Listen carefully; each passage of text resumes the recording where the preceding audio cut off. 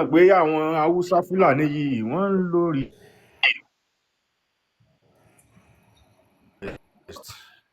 most especially ní Lagos State. Ó nígbà kan tí àwọn ọlọ́pàá tán dá tírọ́ọ̀kì kan dúró tírélà ni tó kún fáwọn fúlàní haúsá. àwọn pín yẹn dẹ̀ sọ pé àwọn ló ń ṣiṣẹ́ ní Dangote refinery ni. ẹ̀yin náà wo excuse tán give.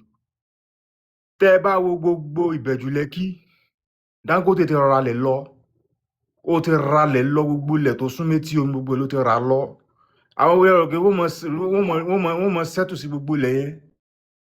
àwọn haúsá fúlàní ni tábàyè ti ní population tó pọ̀ tó yẹ kí population wọn náà ó ti ń tó population Yorùbá ní Lagos State. kí ló kù wọ́n ó ṣígun bá àwọn ọmọ ìlú ni wọ́n sì lé ogbó yín kúrò lẹ́kọ̀ọ́ pé ẹ padà sí state yín wọ́n ti take over sáwọn tí wọn ò ní seaport tó yẹ pé wọn ò dùn tẹ́lẹ̀. ṣé ẹ rí ìfẹ́ jẹ́ kí bóyá ìfẹ́ sound pessimistic bó ṣe ń sọ ní English ó ti léètì fún Yorùbá ẹ má bínú fún tí mò ń sọ. ṣé ẹ rí President Bola Ahmed Tinubu initiate program kan ní Kwara State wọ́n pè ní RUGA National Ranching Program ní Kwara State na choose as a pilot state fún National Ranching Program. National Ranching Program yẹn dẹ̀ níyì it will give this Fulani access to thousands of hectares of land for their cattle rearing. wọ́n fún wọn nílẹ̀ tó pọ̀ láti máa fi sin màálù wọn. tá bá dẹ̀ fún wọn nílẹ̀ yẹn rò pé wọn ò ní máa grow population wọn ní Kwara State. yẹ pé àwọn Fulani ẹgbẹ́ wọn ti ń bẹ ní Sudan ti ń bẹ ní Mauritania ti ń bẹ ní Chad gbogbo wọn máa rọ́ wọlé wọ Kwara. ẹ máa sọ̀rọ̀ bọ̀sí bọ́ọ̀bù.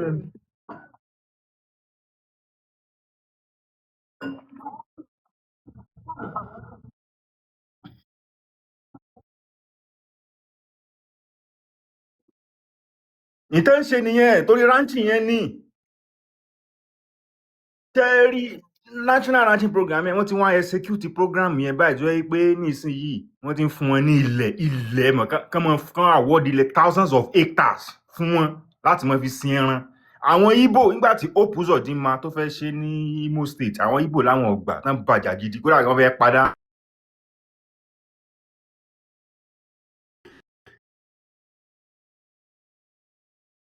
tẹ́ ẹ rí Bọ́lá Ahmed Tinubu èyí ṣe Yorùbá irú ọkùnrin wo lẹgbọ́ tí ọkọ ẹ̀ ń jẹ́ Bọ́lá gan rí. Bọ́lá gan is a female name nígbà tá a sì sọ wọ́n ní wọ́n adopt man yẹn gan ni. so wọ́n náà adopt man yẹn ni wọ́n ní ìyá Tinubu kan ló adopt Tinubu. sóye yín sì kìí ṣe Yorùbá gangan bí wọ́n tó bá jẹ́ Yorùbá ò lè mọ Yorùbá kò lè mọ kò ní ẹ bá jẹ́ Yorùbá yóò mọ tara pẹ̀lú báwọn Fúlàní ṣe ń pa wọ́n Yorùbá ni ọmọ Ràgbìjì ni o. irọ́ náà ń pa kí sọmọ Ràgbìjì ọmọ Yorùbá ọkùnrin wo ní jẹ́ Bọ́lá oko obìnrin ni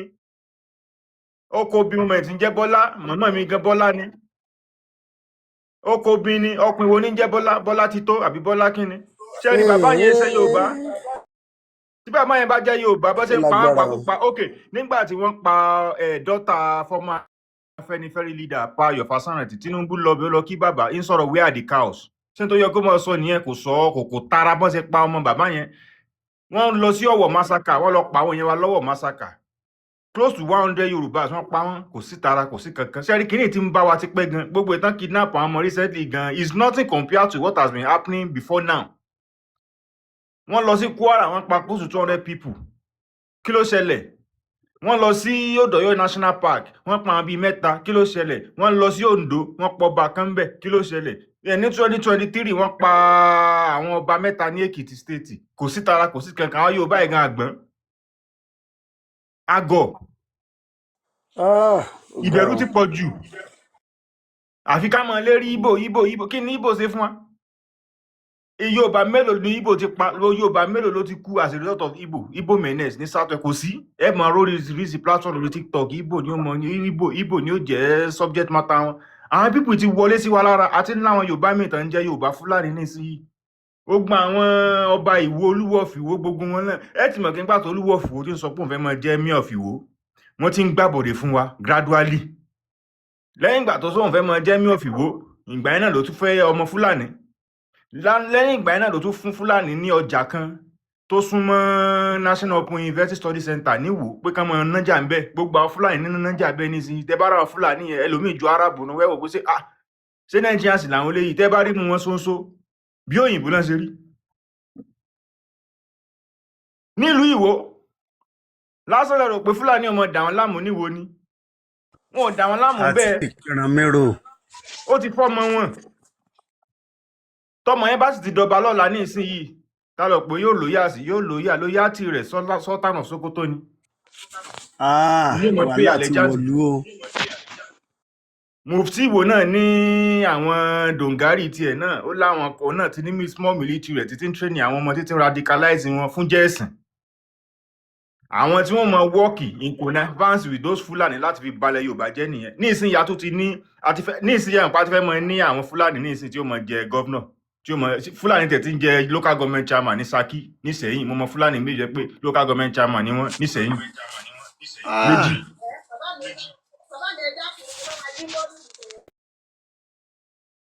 mo ní Fúlàní ní ìsinyìí tí ń jẹ local government chairman ní Ọ̀yọ́ state nísẹ̀yìn àti Ṣakí tó ti ń jẹ́ ṣe rí ẹni tó jẹ́ national ẹni tó win APC primary ní Ọ̀yọ́ state ní ìsinyìí ṣe mọ̀ pé ó kọ rẹ̀ kò sókọ Yorùbá nǹkan ló kọ rẹ̀ Ṣàfàùdín Àlí.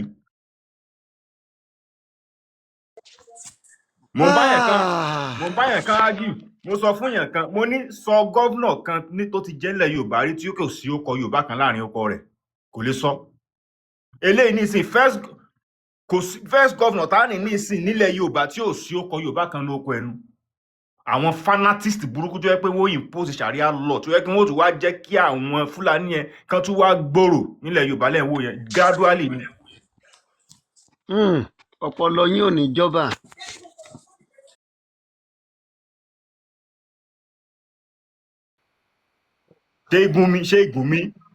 Sheikh Gumi àti bọ̀bọ̀ tí wọ́n ń ṣe kínní rédíò program yìí mo ti gbàgbé ọkọ rẹ̀ wọ́n ní meeting lọ́yọ̀ state kò jìnnà kò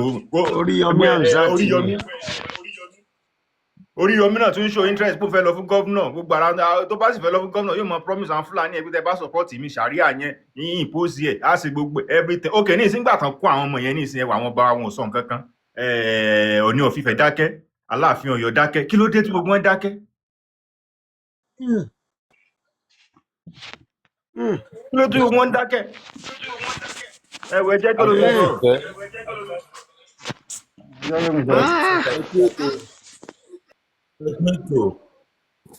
ẹ kú ètò jọ nǹkan tí mo tiẹ̀ fẹ́ bèrè ni pé pẹ̀lú bá ṣe mọ́ tó ṣẹlẹ̀ nísìnyí ẹ jẹ́ ká tiẹ̀ fi àwọn ìjọba kalẹ̀ ká fi gọ́vnà kalẹ̀ ká fi president kalẹ̀ mo ní pé tí wèrè bá ti bọ̀ rẹ̀ ní wèrè ìgbà yẹn ni àìsàn ti ń lọ nígbà tá a ti mọ irú nǹkan tó ń ṣẹlẹ̀ nísìnyí ẹ jọ kí ni nǹkan tá a lè ṣe because àkàlẹ́bọ̀ wá sí social media different platforms tí mo ti délé ní for some weeks ago repetition ní nǹkan kan náà là ń sọ gọ́vnà wa ṣe báwọn ilé now kí làwọn kankan fẹ́ ṣe fúnra wa tí ìyá ò bá gbéṣẹ̀ tí bàbá ò try làkàkà láti jà fáwọn ọmọ kí làwọn ọmọ gan fẹ́ ṣe fúnra wa ṣé bá ṣe bá wò lélẹ̀ who is that person tó bá lead. ẹ ṣe bàbá ìbéèrè alágbára lélẹ́yìí o. tẹ́rí ọ̀rọ̀ tẹ́ sọ yẹn sà Ọlọ́run náà láti mọ abẹ torí wọ́n ládùúrà wa pọ̀ jù ṣùgbọ́n kò sí ní tá a fẹ́ ṣe ẹ jẹ́ kí n fi àpẹẹrẹ kan hàn yín sí tí ọlọ́pàá bá bá àdá tàbí ọ̀bẹ lára ènìyàn kan ẹ jọ̀ọ́ kí lẹ mọ̀ tán máa ṣe fún wọn á arrest ẹ̀ wọ́n á rí bí ènìyàn burúkú kí la wá fẹ́ ṣe àwọn tó síwájú wa nísìnyí bàbá wa Gani Adams tán pera wọn ní Ààrẹ Ọ̀nà Kakanfò owó làwọn bá dìú wọn ní akitiyan kankan tí wọ́n fẹ́ ṣe lórí ọ̀rọ̀ Yorùbá ok olóyè Sunday Igboho tó ní òun ní akitiyan tóun lè ṣe àwọn tí wọ́n ti darapọ̀ mọ́ pátì láti ilẹ̀ wá olóṣèlú ní Sunday Igboho sẹ́yìn pé àtọ̀dọ́ Ládọjà ní gbogbo èèyàn ti mọ̀ nísìnyí wọ́n jẹ́ ọ̀tá Tinubu bẹ́ẹ̀ padà báyìí wọ́n ti padà darapọ̀ mọ́ Tinubu wọ́n ti ń gbowó lábẹ́ ìjọba àwọn náà ti ń fọn rere Tinubu sẹ́ni tá a fẹ́ tẹ̀lé nìyẹn téèyàn bá sọ̀rọ̀ Tinubu láì dá nísìnyí olóyè Sunday Igboho yóò gbéná wojú onítọ̀ ni ẹni bọ́lá tó ń fẹ́ gba Yorùbá alẹ́ lọ́wọ́ tá à ń sọ èkó ní darapọ̀ mọ́ pátì kankan ẹ wá jẹ́ ń ṣàfikún kékeré kí lè bá ẹjọ fẹ́ bàbá lómi náà ní ààyè nípa láti tí sọ̀rọ̀.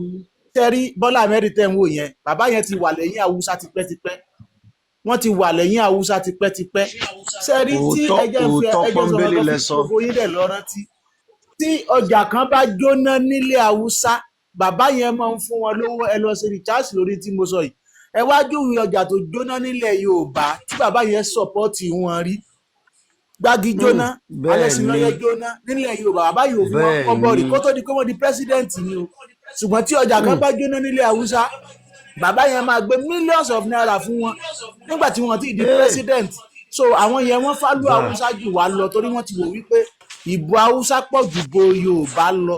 Ọlọ́run nìkan ló lè là wá nínú gbogbo wàhálà táwa yìí kí n fẹ́ lómìnà láàyè láti lè sọ̀rọ̀.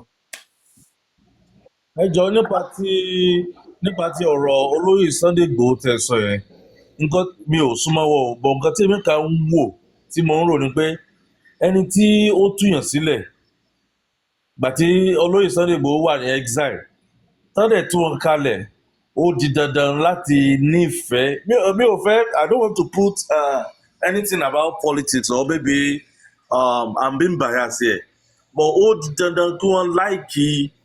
ẹni tó tú wọn sílẹ̀ bó tiẹ̀ jẹ́ pé nínú ọkàn wọn gan tán mọ̀ pé Bọ́lá Ahmed Tinubu kò ṣe dáadáa tó but for the fact pé ó tiẹ̀ fààyè gbà wọ́n á nífẹ̀ẹ́ díẹ̀ now ẹ jẹ́ ká tẹ̀ wá fi politics aside plan tán ní nísìnyí tó fi dá ìrù ẹkùn kalẹ̀ now is it a good plan if it's a good plan kí ni akitiyan àwọn èèyàn láti support wọn because tán bá dá ìrù ẹkùn kalẹ̀ though àwọn ló dá kalẹ̀ but he's not the overall in charge as far as Yorùbá land is concerned wọ́n á ní gbàkejì wọ́n á ní ìgbìmọ̀ wọ́n á ní council àwọn fúnra wọn ò lè dá ṣe so if there are board members àṣetán bá pa táwọn èèyàn bá tọ̀nà upside down pé this is not really going to help Yorùbá he can't move forward with it so in that aspect mo kàn fẹ́ sọ pé kì í ṣe pé bóyá wọ́n rí tí Tinubu ń ṣe gẹ́gẹ́ bí tó dáa lórílẹ̀‐èdè Nàìjíríà bó torí pé wọ́n release wọn kalẹ̀ wọ́n fi wọn kalẹ̀ kúrò nínú ìgbèkùn tán wà he has to support him in one way or the other. Then ìbéèrè tí mo bàbá fẹ́ ẹ jẹ́ n fèsì lọ́rọ̀ yẹn jọ. mo fẹ́ sáré béèrè ìbéèrè kan ìbéèrè tí mo fẹ́ béèrè ni wípé nínú ìrù ẹkùn yẹn ṣé a rí àwọn ẹlẹ́sìn mẹ́tẹ̀ẹ̀ta kìrìsìtẹ́nì mùsùlùmí àti àbáláyé nínú ẹ̀sìn yẹn bíkọ́ mo rí pé ọ̀pọ̀lọpọ̀ mùsùlùmí ló ń criticize wọn so ṣé a rí muslim nínú ìrù ẹkùn tán dákalẹ̀ ìbéèrè tí mo fẹ́ béèrè nìyẹn. Muslim náà wà lára àwọn tí wọ́n recruit so at least there has to be diversity. ẹ ṣé bàbá Ọlọ́run ò ní gba ọgbọ́n yín ọpọlọ yín ò dẹ̀ ní ìjọba ṣe rí lórí tẹ́ sọ wà láì ọ̀rọ̀ lẹ sọ torí téèyàn bá ṣoore fún yàn tí ò bá mọ̀ àfibi sólóore látún perú ẹni yẹn ṣùgbọ́n nígbà tí bàbá Bọ́lá Ahmed Tinubu tí wọ́n tú olóyè Sunday Igboho sílẹ̀ ó tọ́ kán fẹ̀mí ìmoore hàn bẹ́ẹ̀ wọ́n ti gbé ọ̀rọ̀ yẹn lérí ju bó ṣe yẹ lọ ṣé mọ̀ pé nísìnyí nínú àwọn tó bá fẹ́ tẹ̀lé ìrù ẹkùn láti pé káwọn náà darapọ̀ mọ́ ìrù ẹkùn tí pátì wọn ò bá jẹ́ APC tí olórí ìrù ẹkùn jẹ́ APC tó ń fọn rere wípé ẹni tó bá mú ẹlòmíì wá lẹ́yìn Tinubu a máa yìnbọn pa ni a máa fara ní ni tèmi dẹ̀ jẹ́ pátì mi tí mi kì í ṣe pátì APC tèmi dẹ̀ rí nǹkan tí olóyè Tinubu ń ṣe gẹ́gẹ́ bí n tó kù díẹ̀ káàtó èmi ò fẹ́ mọ̀ wò pé kí ló lórí wa ń ṣe báyìí fún sẹ́tọ́ dípò tíjọ́ lórí ló tú yín sílẹ̀ èèyàn lè ṣoore fún yàn téèyàn ó dẹ̀ fi ẹ̀mí ìmoore hàn bẹ́ẹ̀ tí ó wà ní déédéé bí wọn ó ṣe gbé e léjú mọ́ olóyè Sunday Igboho ti gbé nǹkan yẹn léjú ju bó ṣe yẹ lọ wàláì bó ṣe rí ni mo sọ fún yín yẹn ṣe wáyé lórí eléyìí tẹ́ sọ wípé ǹjẹ́ a rí mùsùlùmí àbí kírísítẹ́nì tó tẹ̀lé ìrù ẹkùn ó wà dáadáa torí lára òkè nísìn wọ́n ń pè nìkan ní Saheed Ire Saheed sẹ́ẹ̀dì náà pé orúkọ mùsùlùmí ni kò dẹ̀ dínà pé òun ò jẹ́ mùsùlùmí mọ́ àádẹ́rẹ́ lómi tó náà jẹ́ mùsùlùmí a lè má ra àwọn àfáà nínú wọn láàfáà tí òrùlá wà ní o ṣùgbọ́n mùsùlùmí ń bẹ nínú àwọn tó tẹ̀lé ìrù ẹkùn tí ò níye gẹ́gẹ́ bá àrí yẹn ṣe rí nìyẹn. ẹ ṣeun ṣé rí mo ṣe wà mo jẹ́ ọ̀kan lára àwọn ESCO Yorùbá Oòduà Ìṣọ̀kan mi ò súnmọ́ olóyè Sunday Igboho ṣùgbọ́n mo súnmọ́ ẹnìkan tá a pè ní Omeyo mi ò tí ì rírí náà orí fún láti máa ń sọ̀rọ̀ but pẹ̀lú akitiyan mi and my contribution lórí platform yẹn so ex officio wọ́n had me as EXCO so pẹ̀lú tẹ́tẹ́ wa sọ yìí pé wọ́n gbé lórí jù wọ́n ṣe kinní kan jù àwọn nǹkan kan wà tó jẹ́ pé téèyàn bá tiẹ̀ ní lọ́kàn pé kí n sọ jáde so màá lè bá wọn sọ̀rọ̀ then nínú platform EXCO yẹn gan màá lè sọ jáde pé tó ẹ̀yin tẹ́ bá súnmọ́ wọn ò báyìí ní kẹ́ sọ fún wọn because as a mature person àwọn nǹkan kan wà tó jẹ́ pé ó yẹ kí èèyàn fi sínú kí èèyàn máa sọ síta tán bá tiẹ̀ láìkì wọn gan even tán bá fẹ́ join politics everybody is a politician in our mind but we must not really act it out so màá try sọ fún ẹni tó súnmọ́ láti bá wọn sọ̀rọ̀. ṣé kí mi clarify kankan mo fẹ́ clarify kankan. ẹ jẹ́ ṣàfikún kékeré kan fún yín ní àwọn kan sọ wípé à ń bú Bọ́lá Tinubu àgàgà máa nǹkan tiẹ̀ sọ̀rọ̀ ó láwa Yorùbá àdá à ń bú Bọ́lá Tinubu ṣé Bọ́lá Tinubu ni ọ̀rọ̀ ìkànnì tó fi jẹ́ pé Bọ́lá Tinubu là ń palẹ̀ lórí ṣé bí Ọ̀yọ́ state tí mátà yìí ti ṣẹlẹ̀ ṣé bí gọ́vnọ̀ wà ń bẹ̀ so mo wá wọlé sí orí program ẹnìyẹn ní live ẹnìyẹn mo wá ń bi wọ́n léèrè kan wípé nígbà tí Jonathan wà ní president òun làwọn bandit Boko Haram yìí ná jáde tán bẹ̀rẹ̀ sí ní dáradára ìwò wọn tó bẹ́ẹ̀ láyé bàbá Ọbásanjọ́ ṣùgbọ́n nígbà yẹn tí Jonathan bẹ̀rẹ̀ sí ní ṣe nǹkan yẹn bàbá Bọ́lá Ahmed Tinubu wà lára àwọn tó ń sponsor bí wọ́n ṣe ń ṣe rally against Jonathan náà kí ló dé tí bàbá Bọ́lá Ahmed Tinubu ò rántí wípé state tí nǹkan yẹn ti ń ṣẹlẹ̀ wọ́n ní gọ́fúnọ̀ ọbẹ̀ ló yẹ kán bá wí nígbà tí bàbá Bọ́lá Ahmed Tinubu ti pé ọ̀rọ̀ ti kan Jonathan tó jẹ́ olórí ìlú that is pé nísìn náà ọ̀rọ̀ ti kan ààrẹ Bọ́lá Tinubu náà tó jẹ́ olórí kọ́ńtírì torí pé ìgbà tá a bá fi wíkà láàfi san padà o nígbà yẹn bàbá náà wà lára àwọn tó ṣe agbátẹrù bọ́n ṣe fara ní Jonathan wípé o òṣèlú dáadáa ìwọ lọ̀rọ̀ ìkàn àwa fẹ́ máa yẹ kúrò lórí Bọ́lá Tinubu ní ìsìn kò yẹ kó rí bẹ́ẹ̀ ẹ má jẹ́ àfi ẹlẹ́yàmẹ̀yà sí ọ̀rọ̀ yìí ká sọ ọ̀rọ̀ èmi ò jẹ́ lábẹ́ Bọ́lá Tinubu mi ń jẹ́ lábẹ́ Jonathan mi ìbò lóṣèlú kankan sí èèyàn kankan ò ní sọ pé mọ̀ mí nínú òṣèlú ṣùgbọ́n àwa ó sòótọ́ ọ̀rọ̀. èmi fẹ́ correct impression kan pa Sunday Igboho kí n tó bọ́lẹ̀. ẹ jẹ́ kálẹ̀ o àwa náà wà lórí platform akọ̀rájú abdulkẹ́ sọ̀rọ̀ inú àwọn ọ̀rọ̀ tẹ́ ń sọ. ẹjọ́ ẹni tí ó bàbá wa bá Sunday Igboho sọ̀rọ̀ àsọtán wọn ti máa ń pọ̀ jù. ẹ jẹ́ ká sọ̀rọ̀ ẹjọ́ ṣe rí nǹkan tí mo fẹ́ mú jáde náà tó wà nílẹ̀ yìí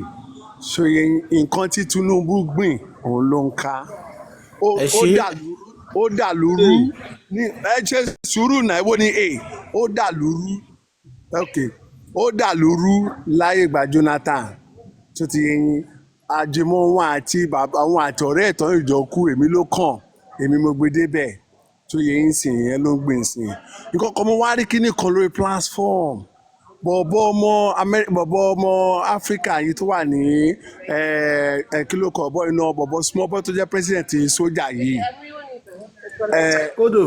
olóhùn pé Tinubu ó ní gbàgbọ́ ẹ ṣe sùúrù Taori ó lóhùn àṣẹ sójà ó lóhùn rí pípọ́ àwọn pípọ̀ ìbò ṣibẹ̀ sí ń treat àwọn ọmọ Nàìjíríà àwọn terrorists òun pé Tinubu lórí fóònù pé kí ló ṣẹlẹ̀ West Africa country ẹ jẹ́ káwọn dá sí i sójà wà káwọn kó sójà Tinubu láti máa sọ fún ọmọ lè sẹ́ni kíní ẹ̀ sí ní Tinubu láti máa sọ fún pé òkè àwọn ṣiṣẹ́ lé lórí àwọn sì ń ṣiṣẹ́ lé lórí tó ti yé yín tẹ́ bá máa sọ̀rọ̀ ṣẹ́gẹ̀t mi sẹ́ni tó dé bá ló mọ̀ láyé ìgbà tí bàbá yìí tó ti wà lẹ́kọ̀ọ́ tó ti ń ṣe tó ti wà lẹ́kọ̀ọ́ tó ti fẹ́ wọnú inú presidency ti president yìí ẹ̀mọ̀ kan tó ti dánwò ní Lájà ẹ̀mọ̀ tó ti dánwò ṣẹ́ni gbogbo tó bá jẹ politics ẹ̀jẹ̀ kínní kan wọ́n kàn ṣẹ́ni ẹ̀yẹ ìgbà ti tiẹ̀ yìí ẹ̀jẹ̀ kan ń sùn lọ ní yamayama ẹ̀jẹ̀ ń sùn lọ ta ló mọ̀ ẹ̀jẹ̀ tí wàá já yín sí kankan ṣẹ́ni Amẹ́ríkà bẹ̀ ṣe jókòó yẹn wọ́n gbogbo nǹkan ló ń ṣe o ṣẹ́gẹ̀t ní sin gbogbo ẹ̀ ló ń wò ó nígbà wọn máa kó àwọn ọmọ tó wọ́n máa kó àwọn ọmọ brọ́dà wa tó lọ join American soldier lọ́hùn yẹn wá ṣé wọ́n máa lajúlẹ̀ ní kọ́mẹ̀sì máa pa gbogbo àwọn èèyàn wọn ni wọ́n ní kó sọ́ọ̀bù wọ́n ní kó wá solution sí problem kan tó ń ṣẹlẹ̀ ńlùú yìí ẹni tí politics bọ̀ ẹni tí politics àwọn ọlọ́mọ tó dàbẹ́ ní pé ọmọ kéékèèké tó lọ sí school àwọn ọjọ́ ọ̀la ìlú Nàìjíríà àwọn ọjọ́ ọ̀la ìlú lọ́múlọ́mú pamọ́lẹ̀ ẹ bọ́ ṣe ń ṣe wọn ẹ jẹ́ ká sọ síbi tó ti yẹn sìn kò make sense ṣe wá rí ọ̀rọ̀ Ìgbòho tẹ sọ èmi tí mo bá yín sọ̀rọ̀ yìí mo wà ìgbà tá a dá Yorùbá Nation lẹ̀ mo wà gbangba lẹ́yìn ẹ̀ ṣe rí tí ọba máa dàbẹ́ ní kó fẹ́ lọ jagun wàá fi gbogbo ẹmọ̀yàn tó kú lẹ́yìn lórí ọ̀rọ̀ tá à ń ṣe Yorùbá Nation ni Àdògán kú ìyá Ìgbòho lọ sí èèyàn béèyàn márùn ló lọ tó ti lọ àwọn tàjẹ tún ṣe náà tó tún rálì jáde tó ṣe gbẹ́bí tì àwọn tó ti lọ sí get me ìgbà tí Ìgbòho tó ti ní chance tó ti kú ní Nàìjíríà ó ní chance láti sí ti ó ní chance láti sí ti asylum tó bá gba asylum yẹn ṣẹ́rí nǹkan tó máa gbélé lọ́wọ́ àwọn UN wọ́n máa gbé international passport tó kó máa fi máa travel máa continue journey yẹn lọ tẹ́ kò ní tèlè ti lọ calm down ìgbà tó dẹ̀ ti rí pé táwọn kan ti pé mẹ́nu kò ń bẹ̀ má lọ bẹ̀ mẹ́nu kò ń bẹ̀ má lọ bẹ̀ tó bá yẹ pé ó dúró gba amnesty nílùú òyìnbó yẹn ni àkòsí amnesty ọba ṣẹ́rí ọ̀rọ̀ ẹ̀sẹ̀ tó ti bọ̀ yẹn lásán power máa le ju ti president lọ ṣebí nígbà tó fẹ́ mú Tinubu náà ṣebí Tinubu náà sá lọ ni tó lọ ṣàkóso South America tó dẹ̀ padà wálé tó wá di president ó mọ̀ nǹkan tó ń ṣe náà but ìyẹ́rẹ́ mi ò sọ politics wọn àwọn ọlọ́mọ ṣá àwọn ọmọ tọkàn pa ẹ̀jẹ̀ gbogbo wọn máa sùn lórí gbogbo wọn máa tọ́pa ẹ̀jẹ̀ wọn máa sùn lágbára Ọlọ́run láṣẹ Ọlọ́run pé ìjẹ́ nìyẹn. ẹ jẹ́ kí n clarify nǹkan kan rí àwọn ọmọ yẹn bí ọjọ́ ọ̀la wa àwọn ọmọ tí wọn náà gàgẹ́gẹ́ yé bí ọjọ́ ọ̀la àwọn Ṣèyí Tinubu àwọn ọmọ Àtìkù náà rí wọn àrọ́ ọmọ mẹ̀kúnnù bí ọjọ́ ọ̀la rárá kò sí tó kàn wọ́n. èmi fẹ́ clarify nǹkan kan ẹ̀ ń ṣe Sunday Igboho bíi sẹ́ǹtì ṣé ẹ ti gbàgbé pé Sowore sọ wípé Sunday Igboho Tinubu ló sponsor ẹ̀ fún that Yorùbá nation in order to threaten the northerners so that they will allow power to move to the south. So ẹ má believe pé gbogbo Yorùbá nation yẹn pé initiative Sunday Igboho ni it was Tinubu's initiative. It's not that clever but it's dangerously clever. So anything for his own personal interest. Torí ẹni Sunday Igboho náà fi ní courage láti padà wá sí Nàìjíríà because mo gé máa fóun ní pardon because even from the onset máa yẹn gangan ló sponsor Yorùbá nation torí ẹni Sunday Igboho fi withdraw kó ní Yorùbá nation ní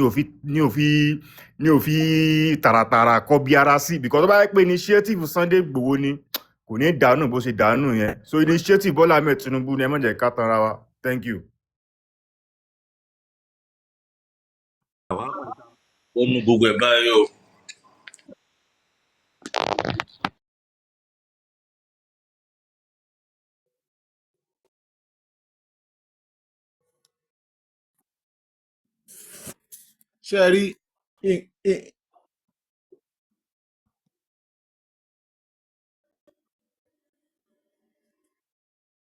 ṣe rí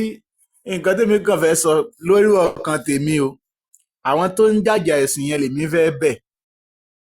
kán jọ lásìkò ìkánjá fìjà ẹ̀sìn lẹ̀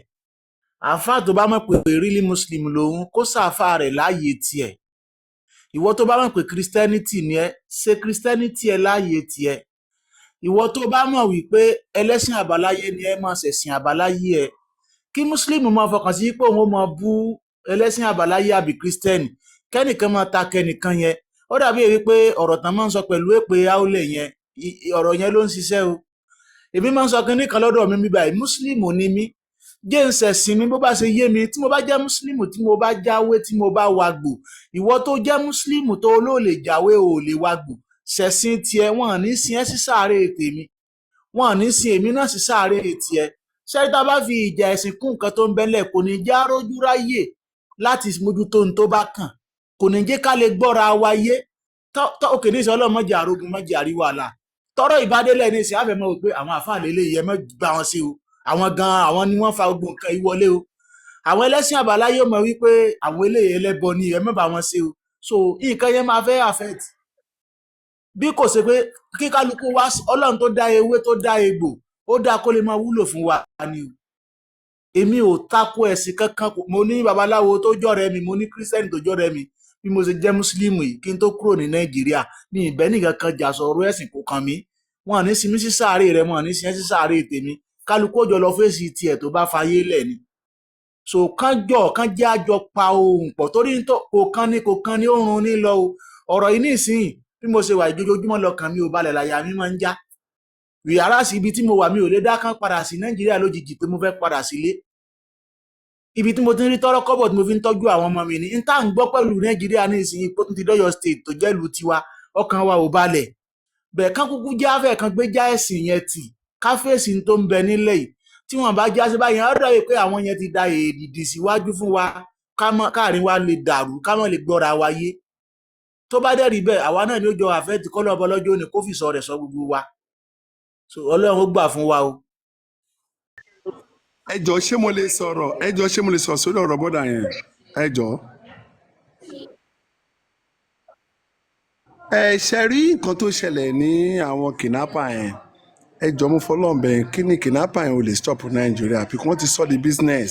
gbogbo àwọn mọ́là tó wà lẹ́kọ̀ọ́ àwọn fúlàní àtàwọn mọ́là àti gbogbo àwọn haúsá fúlàní tó wà lẹ́kọ̀ọ́ yẹn tó ti yẹn sí nígbà tó bá lọ gbé èèyàn tó ń kidnap èèyàn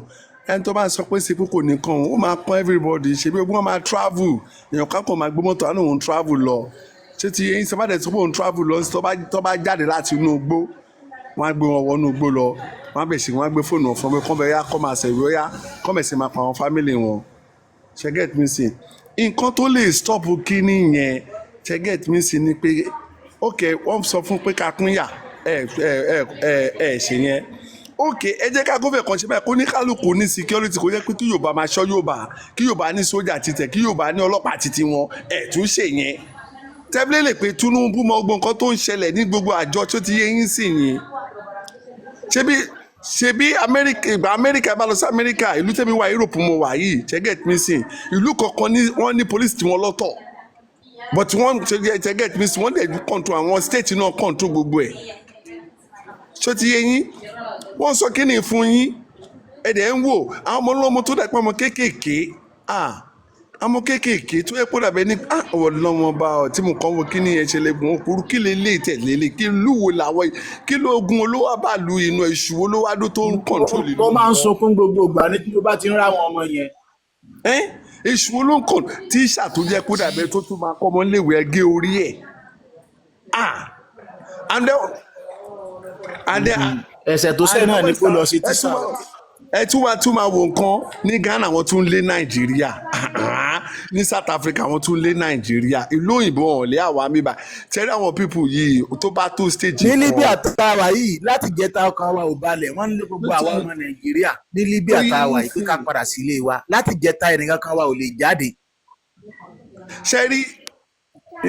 ṣe rí nǹkan tó kàn ìṣẹ̀lẹ̀ ń bẹ̀ ṣe rí nǹkan tó ṣẹlẹ̀ ń bẹ̀. wàláì bó ṣe ṣẹlẹ̀ ni mo sọ fún yín yẹn. ṣe rí nǹkan tó ṣẹlẹ̀ ń bẹ̀ ni wọ́n sọ pé ní sójà àwọn sójà Nàìjíríà ò lè handle wọn Amẹ́ríkà tó wá jọjú pé wọ́n ní pé àwọn fẹ́ ṣe wọ́n fẹ́ ẹ̀pù wọ́n fẹ́ ṣe kíní kan ìwé wọn kan sọ pé wọ́n fẹ́ wá jí epo yín ọbẹ̀ kí nìkan tẹ̀ ní tó yẹ pọ̀ pín lẹ́yìn náà lọ́wọ́ tó ń pa yín tó ń gbẹ̀mí ilé lórí. Sọ pé kẹ́wù bẹ̀ kan dìde ọ̀nkú mi ṣe rí lórí nǹkan tẹ́ ẹ sọ tẹ́rí ti àwọn kidnapper yẹn ọwọ́ federal government ló wà tán bá fẹ́ tíráàkì àwọn yẹn wọ́n lè tíráàkì àwọn pípọ̀ yàn ní stop èèyàn gúnyàn wọ́n ń gba ransom. ní stop o ọ̀n tìgbà tó bá wá pọ́ṣẹ́ ní stop sójà ọ̀dẹ̀ ní gbogbo ọ̀nà. èló wọn rí lórí màálù tán dà wọ́n rí yàn lórí owó jorí màálù lọ́nà ó ti di business ṣé wọ́n lè rí bílíọ̀nsì lórí màálù ni. ní stop o ó ti di business. ọwọ́ ìjọba ni pọ́blẹ́mù yẹn wà ṣebí nẹ́tíwọ́ọ̀kì náà fi ń pè ó yẹ kí wọ́n lè tíráàkì wọn ò fẹ́ ṣiṣẹ́ yẹn ni wọ́n ti ń fi wá ṣe politics wọn ò fẹ́ ṣiṣẹ́ yẹn ni. ó ti di business ok nígbà tí wọ́n gbé àbúrò pẹ̀kẹ́lẹ́ ń sìn.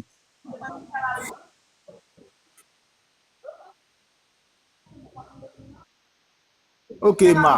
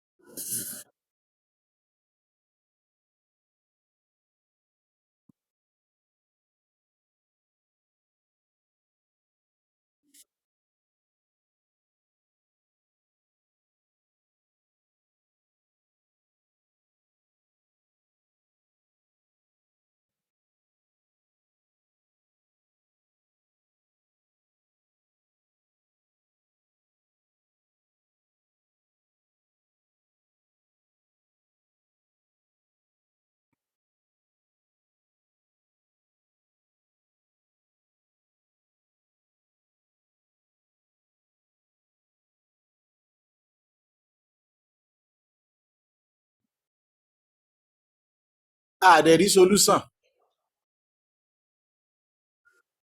ṣe rí.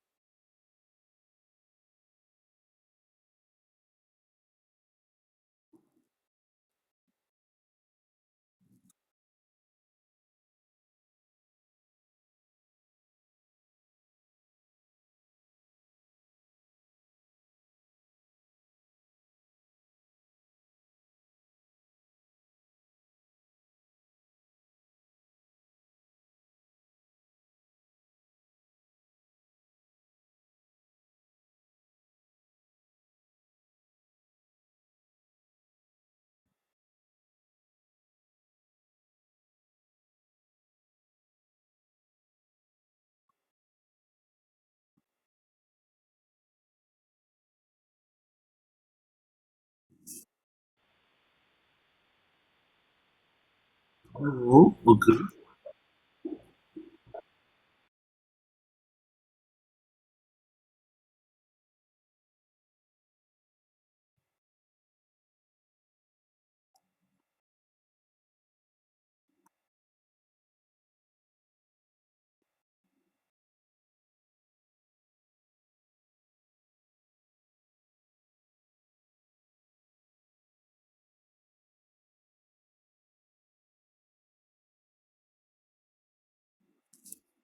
ṣe rí.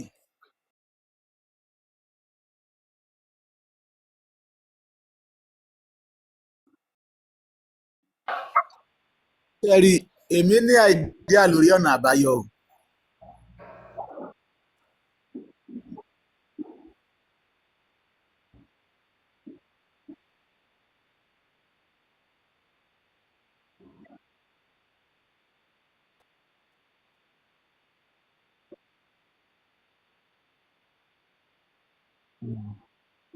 Ẹ jọ̀ọ́ mo ní mo ní àìdíà kan. Ẹ jọ̀ọ́ dákun. Okay. Okay, okay, okay.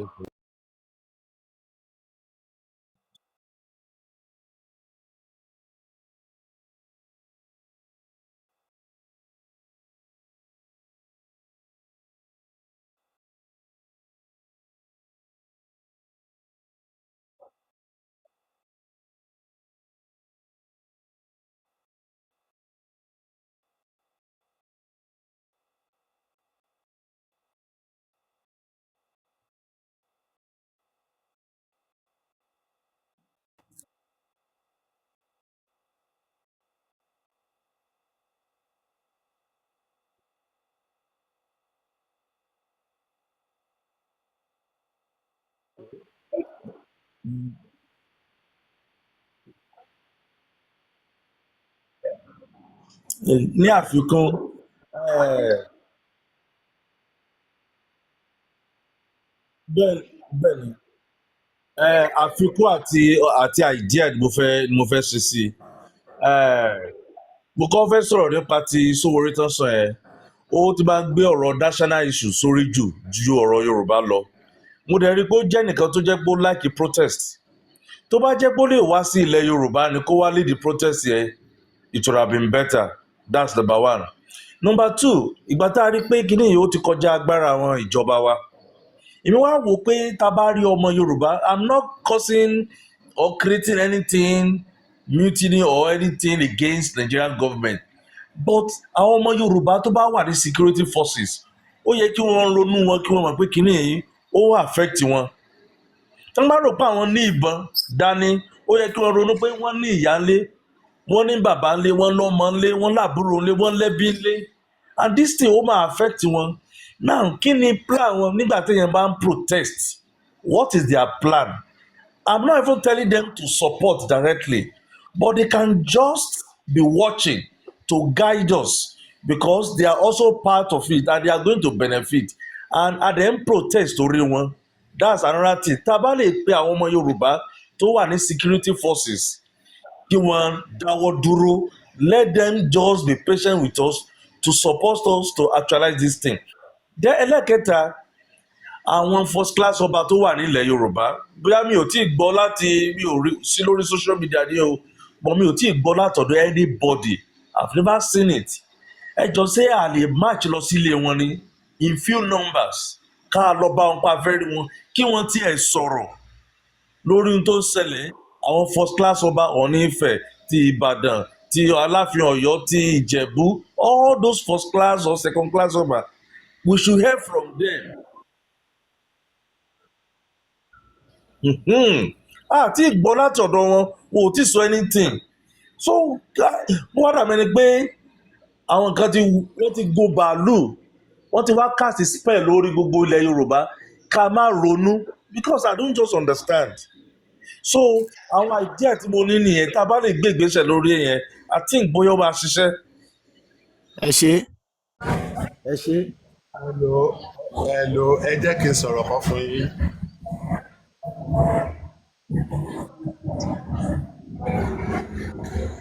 ok ṣé mo lè sọ̀rọ̀.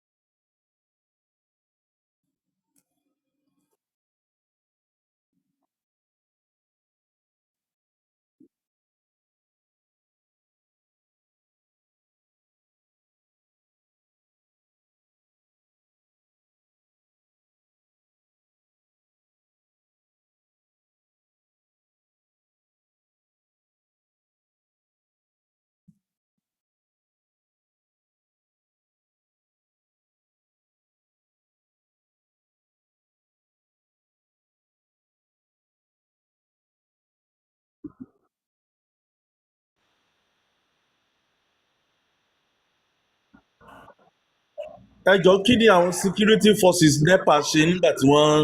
wọ́n lead táwọn youth ń lead yẹn àwọn security forces wọn kí náà ṣe ń gbà yẹn. hello Mr. hello ṣe rí ọ̀rọ̀ leader tẹ̀sán yẹn ẹ má fi leader rárá tọ̀ kí bá lè sọ̀rọ̀ báyìí àwọn Nàìjíríà àwọn ọgbọ́n tọ́ba àwọn tó ń ṣe politics àwọn ọgbọ́n leader yín lọ́ọ́ máa wá lọ́ọ́ máa mú mọ́lẹ̀ lọ́ọ́ bá dẹ̀ ti mú leader mọ́lẹ̀ wọ́n á lé gbogbo yín padà wọlé ṣẹ́rọ̀rọ̀ tí bọ́dà mi sọ ẹ jọ ẹ máa gbọ́ ṣe rí nǹkan tó ṣẹlẹ̀ ń bẹ̀ ni pé àwa náà la máa gbéra wa àwa náà la máa ṣe kí ni la máa gbéra wa níjà la lè máa yanjú ọ̀rọ̀ ara wa ṣe rí nǹkan tó ṣẹlẹ̀ ń bẹ̀ ni pé àwọn pípù yìí wọ́n gbọ́n wọ́n ti mọ̀ pé tẹ bá ti fẹ́ dà síta wọ́n ti kà yín wọ́n ti kà wọn masses gẹ́gẹ́ bí ẹdìyẹ bá ti fẹ́ dà síta wá ní kán fún wọn kán fún owó fún wọn wá padà sínú ilé ṣe ti understand ṣe ẹ̀yin orí nǹkan tó ṣe fún àwọn bàbá àwọn Afẹ́nifẹ́re ni tọ́lọ́yọ ẹgbà tí wọ́n bá ti tún ní tọ́lọ́ ní kó lọ́wọ́ sátífíkèétì ẹ̀wà tó ti yẹ sí tó lọ fi ẹgbà ní pangroup tọ́lọ́ fẹ́ gba àtàwọn tọ́ọ̀gì tọ́lọ́ fi lọ́wọ́ wọlé tó ti tọ́lọ̀ dà wọ́n rú pẹ̀lú mítì tó ń ṣe wá láwọn ọba tẹ́yìn sọ yẹn ẹ̀mẹ́nu kò lọ́rọ̀ ọba abẹ́ wọn lọ́wà nǹkan tán lè ṣe ni pé nǹkan tí bọ́dà wa sọ yẹn àsìkò ṣì ń bọ̀ tí gbogbo yẹn máa ya sí gbòòrò tó ti tó bá ya sí gbòòrò yẹn kò wá ní sí control mọ́ tó bá ti wá ní sí control mọ́ ilé gbogbo ọ̀nà ilé gọ́vnà ọgbẹ́ everybody gbogbo náà máa bẹ́lùgbò dànù ni because àwọn náà gbọ́n lídà yín lọ́mọ máa wá kiri táwọn bá ti kí lídà yín mọ́lẹ̀ tó ti yẹn kàkà káwọn ṣalẹ́wọ̀n tó máa gbowó kó dákẹ́ inú ẹ̀ kó join àwọn kó tó máa wá kiri nìyẹn tó ti Ọlọ́run máa ṣe àná ló ṣe wọ́n máa kẹ̀yìn ara wọn sí Ọlọ́run máa ṣe tó yẹ pé ẹgbò ṣe rí Ọlọ́run ní pé kéèyàn máa gbé oníjàjà ṣẹ́ náà àwọn mùsùlùmí àti kírísítẹ̀nì ara fàwọn ilẹ̀ má dáhùn sọ̀rọ̀ ẹ̀mí dáhùn sí o Ọlọ́run ti ní pé kéèyàn máa gbé oníjàwọ̀jà nígbà tí ilẹ̀ wọn bá máa ṣú tọ́lọ́ bá máa da ọgbà ni wọn rúbà yẹn máa ní pé ẹbú pé ṣé kó máa rí báyìí ṣẹ́gẹ̀dì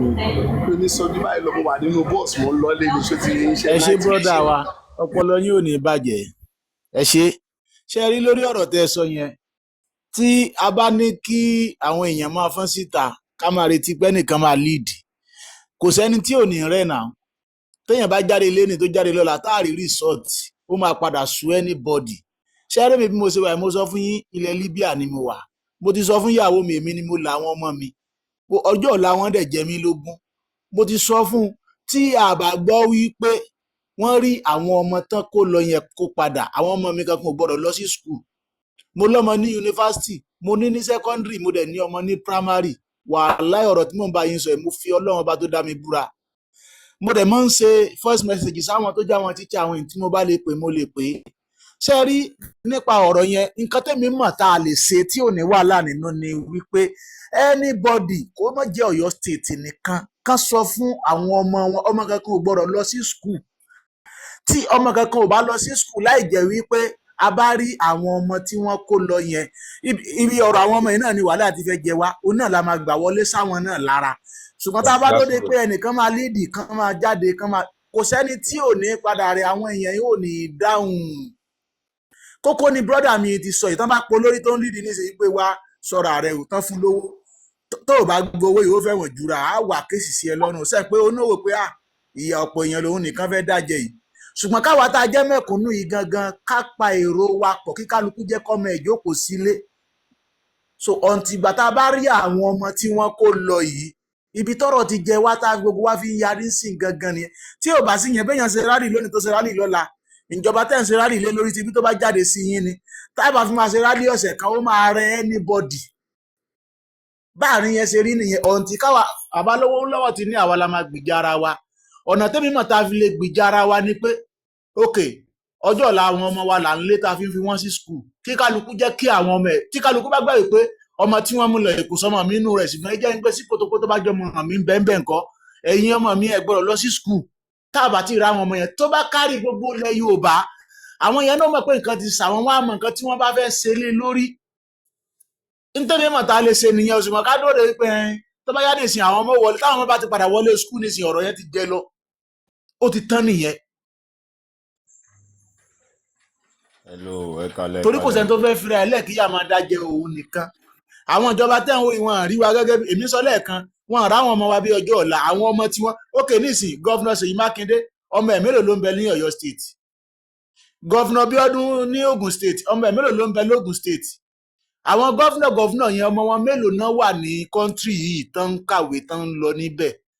ṣe rí lórí ọ̀rọ̀ Chief Sunday Igboho mi ìfẹ́ mọ́ mẹ́nu lé ọ̀rọ̀ bàbá yẹn jù torí a rí ìlàkàkà wọn àṣejù tán fi kún lèmi kàn fi mẹ́sàn ọ̀rọ̀ wọn lẹ́ẹ̀kan a rí ìlàkàkà wọn bọ́n ṣe wà yẹn nísìn ní Sunday Igboho wọ́n ń gbìyànjú ṣùgbọ́n ọ̀rọ̀ òṣèlú tán fi sí ló fẹ́ bà gbogbo ìgbìyànjú wọn jẹ́ bọ́n ṣe wà yẹn nísìn wọ́n láwọn máa jáde láti lọ síbẹ̀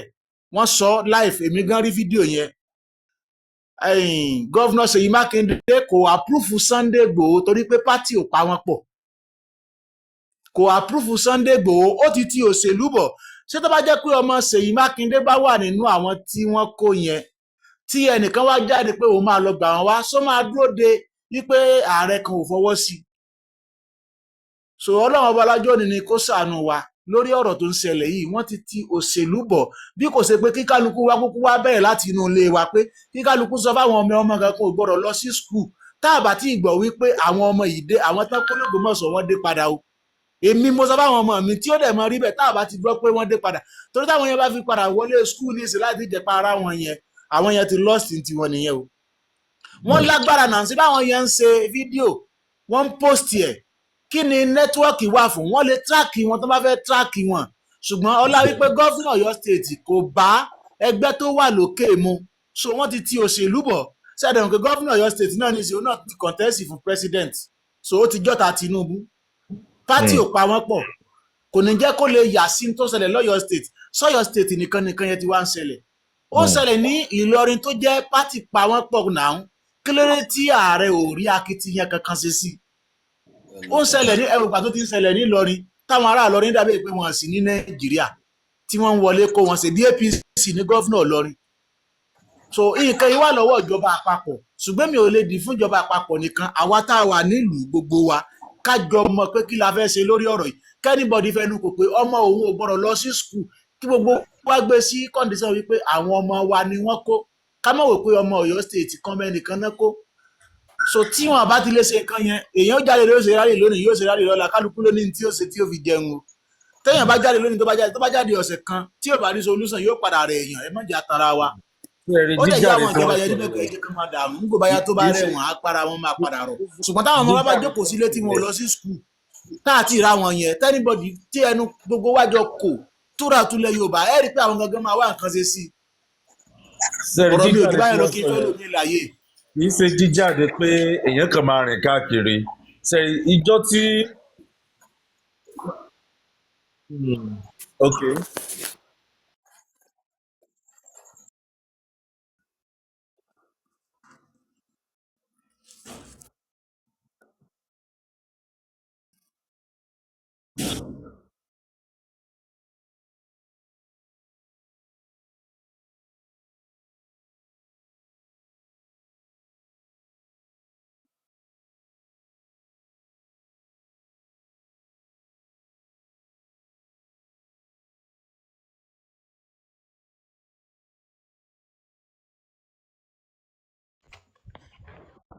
ìbéèrè òótọ́ ni sẹ́rí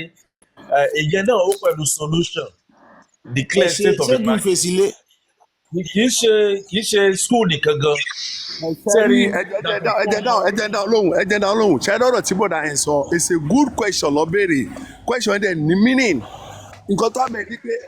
ẹ máa gbọ́ meaning tó nídìí meaning tó meaning ní pé ṣe get me wọ́n ní pipe omi wọ́n ní pipe náà já ẹ sọ pé ká ṣe kí ni ká lọ máa gbé kí ta máa fi fleet yẹ ẹ máa lọ síbi tó jẹ́ pé tó ti ṣe kí ni tó ti dán ṣọ́ọ̀bù tẹ́ máa lọ́kọ́ lọ tì í ẹ wá bẹ ṣe máa lé gbogbo àwọn Fúlàní àti àwọn lórí burúkú yìí bó ṣe máa gbógun tì wọ́n nílùú tẹ́kọ̀ọ́ máa fi gbogbo ìlú lẹ̀ kíjọba wà pé máa ṣe solution nìyẹn àyè má solution mo ti sọ fún yín bó ṣe wà ọ̀ ṣe dọ́là mọ́ ẹ̀yin náà máa fi máa ṣe dọ́là sí yín tó bá kidnap yín mọ́lẹ̀ ó yá gbé fóònù kó pa àwọn mọ̀lẹ́bí ẹ̀ àìmákùn wọn lásán pípa ní straight o ṣó ti yẹ yín sí. orí fídíò Fúlàní kan ó sọ Yorùbá Fúlàní Nàìjíríà ni. ẹjọ hold on ṣẹjẹ wá ní nǹkan tó tún wá ṣẹlẹ̀ ni pé gbogbo àwọn Fúlàní tó wà lẹ́kọ̀ọ́ tó wà lájà tó wà káàkiri gbogbo Surulere tó wà káàkiri gbogbo ilẹ̀ Yorùbá tó ń gàn kadà ẹ máa gbọ́ ṣẹ́gẹ́tì mi sí wọ́n ní ikú ilé àwọn ikú tí tó ń fún wọn ní information nìyẹn o tó ń gbogbo lọ́ní tẹlifóònù dẹ̀ lédè tí wọ́n tó ń sọ tẹ́pẹ́dẹ̀ yẹn gan yóò lè gbọ́ ṣé ti yẹ yín gbogbo ẹ̀jẹ̀ lọ́ fi àwọn Haúsá ṣe security tẹ́ fi ṣe mẹ́gáàdì ẹ fi ológbò ẹ fi ṣẹ́nu ẹ fi ológbò ẹ fi àbálọ̀ ìpò Yorùbá ẹ fi. wọ́n fi sọ ẹran wọ́n fi ológbò sọ ẹran. tó ti yé yín pé màá jẹ́ nìyẹn o kẹ́tì amọ̀kọ́ tẹ̀ ń ṣe o mo ti jẹ́ nìyẹn o tún wá o. Fúlàní kan ló sọ Fúlàní Yorùbá tó wà nílẹ̀ Yorùbá ó sọ pé okay baba WhatsApp right.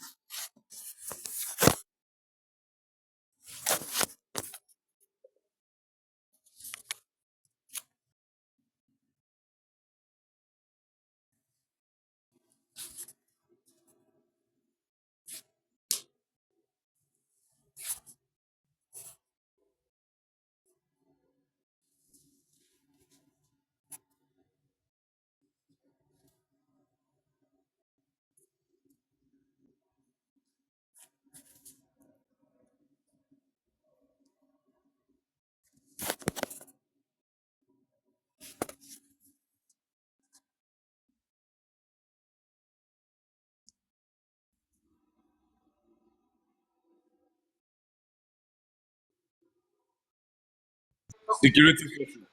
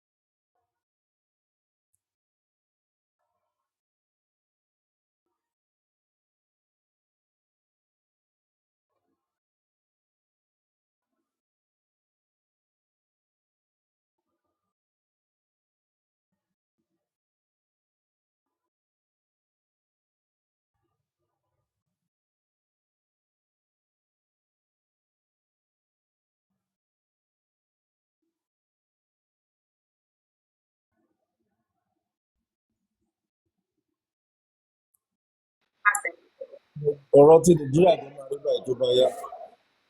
ẹ ló mọ̀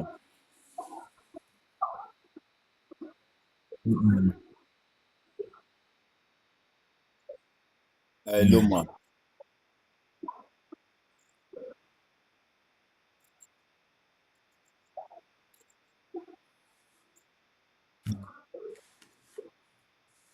ẹ ló mọ̀ ẹ ló mọ̀ ẹ ló mọ̀ ẹ ló mọ̀ akójúmọ́ gbogbo ilé mo kí o ẹ̀dẹ̀ kọ́ tó ń látàrọ̀ mo gbádùn ọ̀rẹ́ nìkọ̀ọ̀kan wa ìlú ìyàkú tó kò ní bàjẹ́ wọn ò dẹ̀ ní fi ẹ̀jẹ̀ mi àti wọn ò ní fi túndù ìṣe pẹ̀lú gọlọ́ àwọn tó wà ní àkàwọ́ àwọn pípù yìí náà wọ́n á bọ̀ láyé àtàlàáfíà pẹ̀lú gọlọ́ ló gba aládùúrà ni ọdún náà máa ń gbàdúrà bọ̀ tó gbàdúrà bá ń gbà kan lọ́wọ́ sí ìmúṣẹ kò yé ṣé ẹ rí àkọ́kọ́ náà èyí tó jù ń bẹ̀ ọwọ́ ìjọba àpapọ̀ ọlọ́wà then mo fẹ́ béèrè kéré kan lọ́wọ́ wa ṣé nígbà tí ìjọba wà lọ́wọ́ wa ń sìn lánágbára jù ni àbígbà tó wà lọ́wọ́ àwọn ará òkè ọ̀yà ẹjọ́.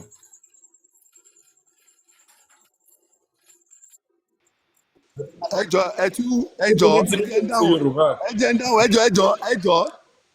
ń dáhùn lóhùn ẹ tún ọ̀rọ̀ yẹn béèrè ẹni pé ṣé ìjọba wà lọ́wọ́ alágbára àbí ẹjọ́ repeat ọ̀rọ̀ yẹn. mo ní ṣé gbà tí ìjọba wà lọ́wọ́ wa lánágbára jù ni àbígbà tó wà lọ́wọ́ wọn ní òkè ọya. ok mo dúpẹ́ lọ́dọ̀ náà àwọn oní ẹjọ́ ẹ má bínú àwọn olókè ọya yẹn jẹ́ lè láyé mẹ́jọ. bí ilẹ̀ haúsá ẹ ní ilẹ̀ haúsá mo ń sọ fúlàní ilẹ̀ side. haúsá ilẹ̀ haúsá ok ẹ jẹ́ n sọ kíní kan fún yín ní bí yín bá yín sọ̀rọ̀ yìí ẹ gbọ́dọ̀ mọ left and right yín masses ẹ̀yin civilian lẹ́ nílùú àwọn ẹni civilian lẹ́ nílùú ṣẹ́gẹ̀tì mi but àwọn people yìí tó ń control yín ṣẹ́gẹ̀tì wọ́n máa ń pa lọ́rọ̀ wọ́n máa ń sọ lọ́rọ̀ kan wọ́n mú kíni political asylum political kíni party wọ́n sọ́dọ̀ iye bàbá wọn kò dẹ̀gbọ́dẹ̀ jórí bẹ́ẹ̀ nǹkan tí bọ́dà wa yẹn sọ fún yín pé ẹ wò kán tó ṣẹlẹ̀ ní Nepal àbí kíni ní Nepal àbí lọ́jà àrùkọ̀ ìlú yẹn ṣẹ́gẹ̀tì mi sìn ẹ̀yin náà lè lù ẹ̀yin civilian lè lù ẹ̀yin masses lè lù tẹ bá ya síta tẹ bá sọ fún tẹ fẹ́ rè ṣẹ́gẹ̀tì mi sìn. ìbéèrè tó ń béèrè ni pé ìgbà tí Tinubu tá a bọ̀ sí Yorùbá ẹ̀. ọ̀rọ̀ agbára náà béèrè ìbéèrè tán béèrè ní ẹ dáhùn ẹ jọ̀ọ́. ok ọ̀rọ̀ agbára tẹ ok ẹ sọ̀rọ̀ ọ̀rọ̀ agbára tẹ ń béèrè yẹn ṣẹ́gẹ̀tì mi sìn èmi ò believe pé àwọn politician lọ́nìlú o ibi tẹ́ fẹ́ mi ibi tẹ́ yé mi sí nìyẹn. ẹ ló sà mí ì náwọn ló lìlú. wọ́n ní ṣé ìgbà tágbára wà nígbà tí Yorùbá wà ń bẹ̀ yìí ni alágbára àti ṣe kinní yẹn àbí lásìkò Haúsá. Buhari wà ń bẹ̀.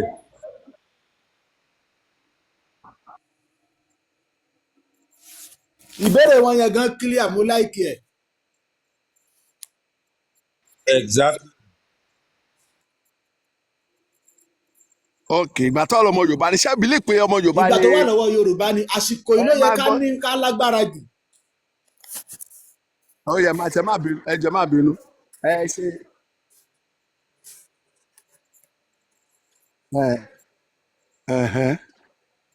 ẹ ṣe.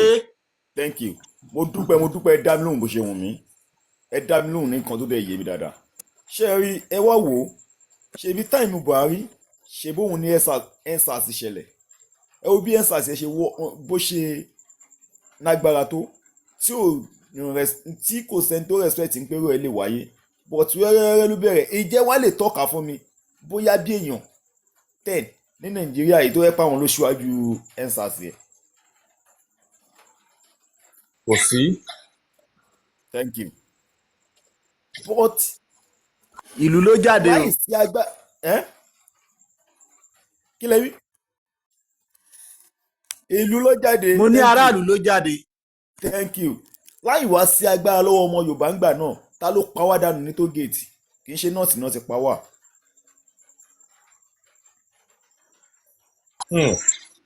ṣé ẹ mọ̀ pé nọ́ọ̀tì náà tógèètì Èkó iná gbé ti stop ìjà ní ariwo EndSARS yẹ kì í ṣe náà tó yẹ definitely àwa la ṣe ń ṣera wa kò sígbà tí irú òsì wa ní padà wáyé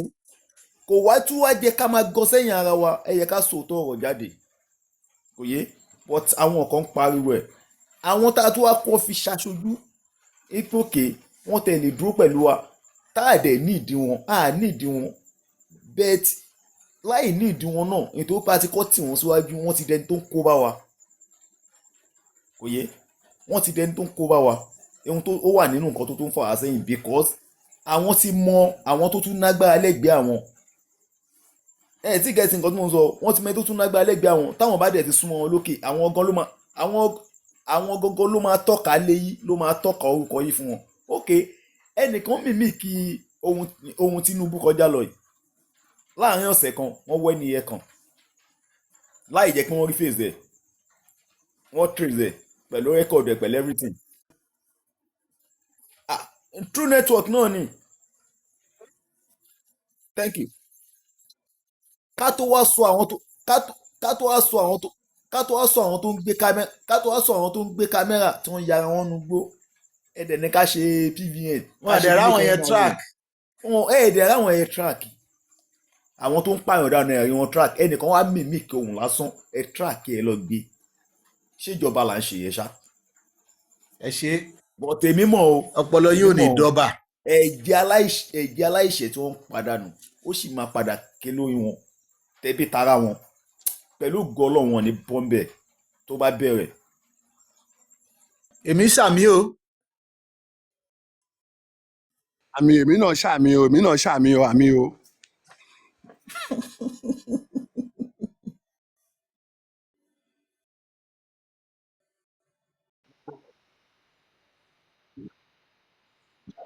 bẹ́ẹ̀ ni crypto FX Saudi. Okay. Yeah.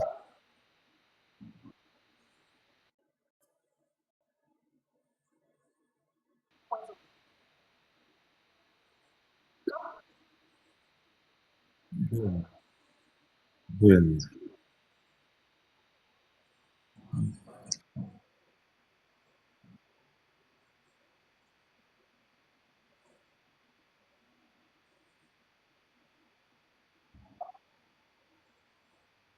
Nígbà EndSARS yẹn àbí?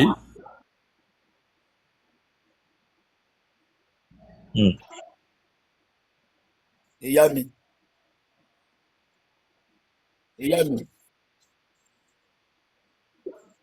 àfi Bẹ́ẹ̀ni. kákọ́ gbìyànjú àti ṣe nǹkan kan gbogbo ẹ̀ dẹ̀ wà lọ́wọ́ àwọn ọkùnrin. ìgbà tí ọkọ ń gbọ́ kokoko lẹ́nu ọ̀nà lẹ̀kùn ẹ̀ tó ní kíyàwó máa lọ sílẹ̀kùn fún wọn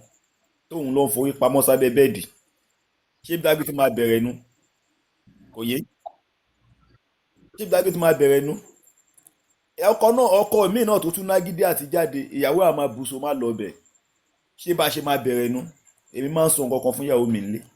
tí n bá gbọ́ kokoko tí bá fẹ́ lọ tàbí mò ń gbọ́ ariwo kan ṣẹlẹ̀ níta tí bá fẹ́ jáde wá ní kíni kan máa ọdẹ ní òpònú ni ok ó pè mí kí n lọ fèsì níta tí n bá lè borí wọn bẹ̀ kí n borí wọn bẹ̀ tí wọ́n bá dẹ̀ lè borí mi màá mọ̀ pé èyí tó kò ṣojú mi mọ̀ kò yé jú ń pé kánjọ wá ká amọ́nulé kí wọ́n máa wà ìdá fún ìyàwó àtọmọ mi lọ lójú mi níṣojú mi tá a bá ti lè kọ́ mú láti bẹ̀rẹ̀ ìbẹ̀rù yẹ ká kọ́ mú kò tá a bá ti lè kọ́ mú bẹ̀rù yẹ kò tá a rẹ́dì láti dìbẹ́ǹdì ìyàwó àtọmọ wa káwọn ọkùnrin ti kọ́ rẹ́dì láti dìbẹ́ǹdì ìyàwó àtọmọ wa tó bá yá ìyàwó gan nírọ́ òun gan ò ní dúró òun fẹ́ lọ bọ́kọ tòun ta ẹ̀ ń gbọ́ mi láti bí ọmọ gan sọ̀pọ̀tì ju ń pé ọkọ ń gbọ́rò wàhálà òun sásá bẹ́ẹ̀ bẹ́ẹ̀dì ṣé bí a fẹ́ ṣe nù kájọ wò kájọ ṣọṣe agbára wà lọ́wọ́ èmi àti ìlò tọ́ bọ̀ tí a ti rẹ́dí àti lò ṣá nítorí àfẹ́kù ikú náà dẹ̀ ń ká wa mọ́. It's better to die as a cow as a hero. ó yí ní epo. kò possible kò ṣeé ṣe. Babalọ́lá ọlọ́pọlọ ni yín gbogbo gbádùn ọ̀rọ̀ yín wà láì. Ṣẹ́rí òótọ́ ni bàbá yẹn sọ ó dẹ̀ yẹ ká tún ní kinní kan lọ́kàn tí kinní tó bá máa ṣẹlẹ̀ ṣẹ́rí àwọn Yorùbá kan wà tó jẹ́ pé wọ́n ń support Tinubu. They don't care about what is happening in the country. This tribalistic attitude wípé ẹ jẹ́ kí Yorùbá náà kó ṣe ọdún mẹ́jọ ẹ jẹ́ kó ṣe ọdún mẹ́jọ ó wà ń bẹ̀. A mọ̀ pé wọ́n máa jáde nígbà tí everything bá máa ṣẹlẹ̀ but wọn ò lè outnumber wa. Àwọn èèyàn dẹ̀ máa kú because there is no country to thrive without bloodshed. Gbogbo nǹkan tó ń ṣẹlẹ̀ lórílẹ̀‐èdè Nàìjíríà nítorí pé a gba independence on a platter of gold. Nobody's blood was shed to receive the independence. That's why tá a fi ná ní Nàìjíríà. But nígbà tí sacrifice bá wà wọ́n á pa èèyàn wọ́n á pa ọ̀dọ́. EndSARS yẹn they almost achieve it tí bá ṣe pé àwọn èèyàn wọ́n withdraw because gbogbo àwọn sójà tó ń pààyàn gbà yẹn they cannot outnumber the population. Tá bá attack wọn tán gba ìbọn yẹn lọ́wọ́ wọn everything dàrú but nǹkan tí mo ń wò ni pé kò tí ì ká wa lára dáadáa ni ìgbà tó bá ká wa lára àti Haúsá ni o àti Ìgbò ni o àti Yorùbá ni o kò sẹ́ni tó tiẹ̀ máa wo ẹ̀yàmẹ́yà everybody máa jáde straight to National Assembly straight to government house at every state and everything will be achieved but well òjò ìyá wọn ti sú ó dẹ̀ máa rọ̀ fún wọn lágbára Ọlọ́run máa rọ̀ fún wọn.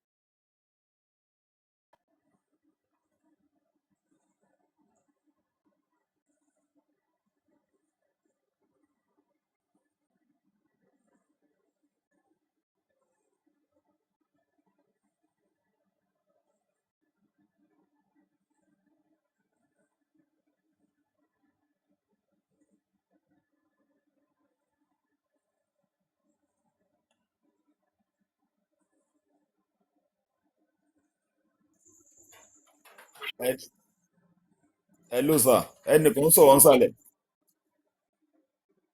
ẹnìkan sọ̀rọ̀ nsàlẹ̀ ó ní kò sí ìrètí kankan. Tí a bá tètè dìde báyìí ìrètí sì wà páwa gan tá a ti ń dàgbà lọ yìí, mi ì gbọ́dọ̀ sọ pé a ti dàgbà. Tá a bá tètè dìde bọ́tà ìdìde wa a sì máa fi kó bá àwọn ọmọ tó ń bọ̀. Bọ̀ tá a bá tètè dìde báyìí, tá a bá dìde ńsìn kò tí ì pẹ́ jù o. Tá a bá dìde ńsìn kò tí ì pẹ́ jù, kò yé. ẹ jọ ṣé mo lè sọ kò pọ́sibú wọn ò lè pa owó atán lẹ́ẹ̀kan. Mélòó ni ẹ kalẹ̀ ẹ jọ ṣe àìtí ìdìde wa ni o. ẹ ṣe rí ọ̀rọ̀ tí bọ̀dà wa sọ pé lé pé àìtí ìdìde ṣe rí ìrètí wà lọ́rọ̀ tó wà lẹ́yìn àwọn ọmọ tó ṣe rí àwọn ọmọ yunifásitì yẹn mi ìmọ̀ kan tó ń ṣe àwọn school àwọn student yunifásitì wọ́n kọ́ àwọn ọmọ kéékèèké ṣe bá àwọn ẹbí yẹn náà lọ sí primary school láti primary school náà kọ́lẹ̀ máa ti di ọmọ yunifásitì àwọn ọmọ yẹn níjọba bẹ̀rù jù àwọn yunifásitì yẹn níjọba bẹ̀rù jù ní Nàìjíríà táwọn yẹn bá dà síta tó bá dà síta tó bá bínú pẹ̀lú ìjọba ìjọba máa tètè lọ́mọ ẹni pé tíjọba ló ń kó àwọn amọ̀tàǹk sínú gbogbo skul wọn ni àwọn ọmọ tíjọba bẹ̀rù jù Nàìjíríà nìyẹn táwọn ọmọ ẹ bá dà síta táwọn ìyá wọn tọ́bi wọn náà tó bá dà síta tó ti yẹ yín sìn wọn lè rí lídà kankan mú ta lídà wọn fẹ́ mú kọ́ sí wọn táwọn ìjọba máa wá ní àwọn lídà yín ló máa wá láti mú tó ti yẹ yín sìn táwọn ọmọ yunifásitì bá dà síta táwọn bá dà síta àwọn primary school àwọn secondary náà dà tẹ̀lé wọn lẹ́yìn táwọn ìyá àwọn àgbàlagbà àwọn bàbá àwọn ẹyọ tọ́bí wọn tó gbọ́n dà tẹ̀lé wọn lẹ́yìn tó ẹ máa rí pé ó máa dàbí ìlú tẹ̀ ń darúkọ yẹn náà ni pé ó ti ṣẹlẹ̀ ṣó ti yẹn sìn ó ti bọ́ ti nǹkan tó ṣẹlẹ̀ ń bẹ̀ ni pé àwọn ìyá wọn sì lọ ń tọrọ rẹsì lọ́wọ́ politician a máa jẹ rẹsì a máa jẹ kí wọ́n mú rẹsì wọ́n yí mọ́ yín lọ́wọ́ wọ́n mú gbogbo epo wọ́n yí mọ́ yín lọ́wọ́ wọ́n yí gbogbo nǹkan mọ́ yín lọ́wọ́ by force by fire kí ló dé owó òtún ní value Nàìjíríà mọ́ Ọlọ́run ọba kábíyèsí ìlú yẹn. ṣìrọ́ ti ń gbé.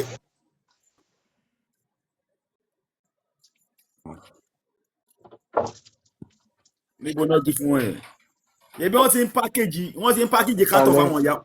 wọ́n ti ń pákéjì fáwọn olóbùkú àwọn kátọ̀ fáwọn olóbùkú kan tẹbi máa pa kú tẹbi sì máa pa wọ́n kú wọ́n ti ń pákéjì kátọ̀ fún wọn ya Tinubu sí lára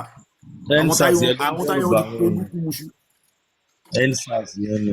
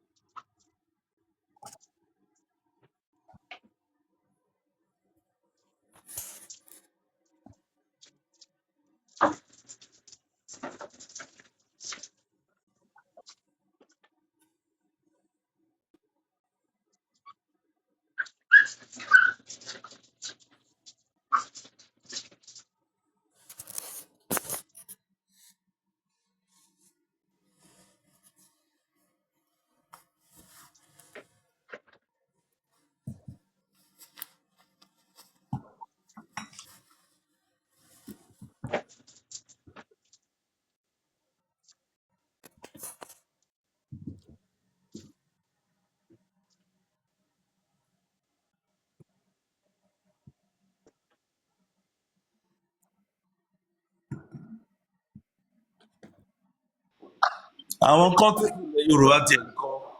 àwọn ààyè àwọn asálàké wọn ò lè rí kankan ṣe ni àfi kí wọ́n máa jẹ àjẹ orí burúkú.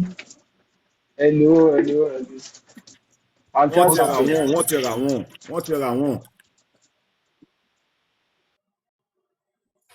àǹtí Àṣàkẹ́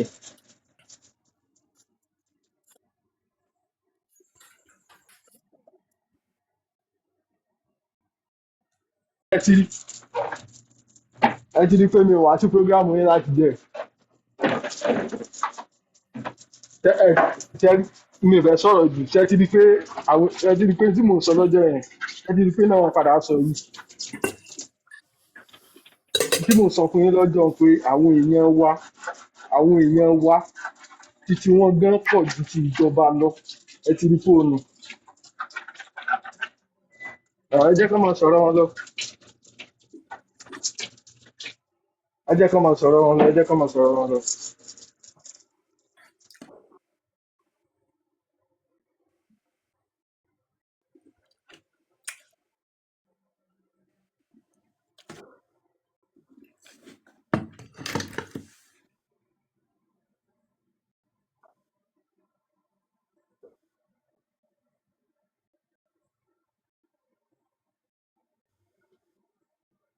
wà lórí screen yẹn àbí.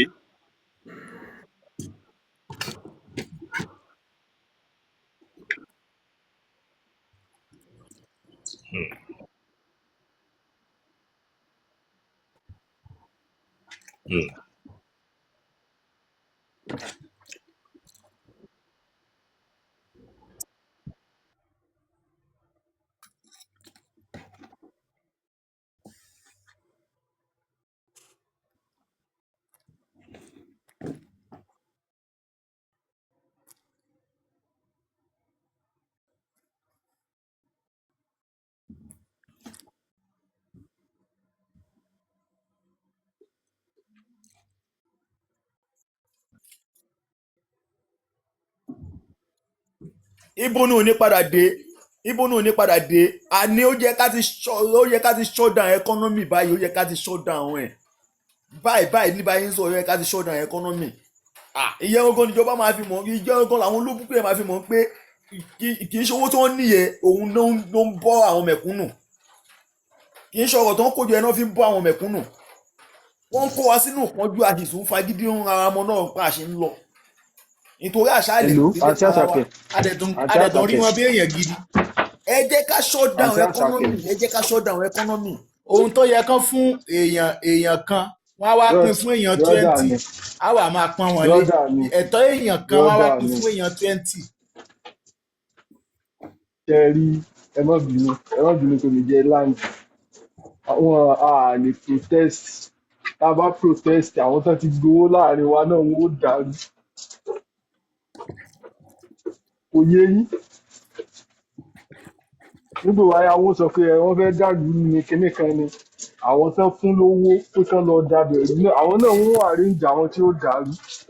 ó ní mo fi sọ fún àjàtàkẹjọ pé gbogbo pé àwọn ìjọba ló ní fọ́ọ̀tì ìjọba nìkan kọ́ níjọba ní díẹ̀ tìjọba ń bẹ̀ púpọ̀ lọ́wọ́ tiwa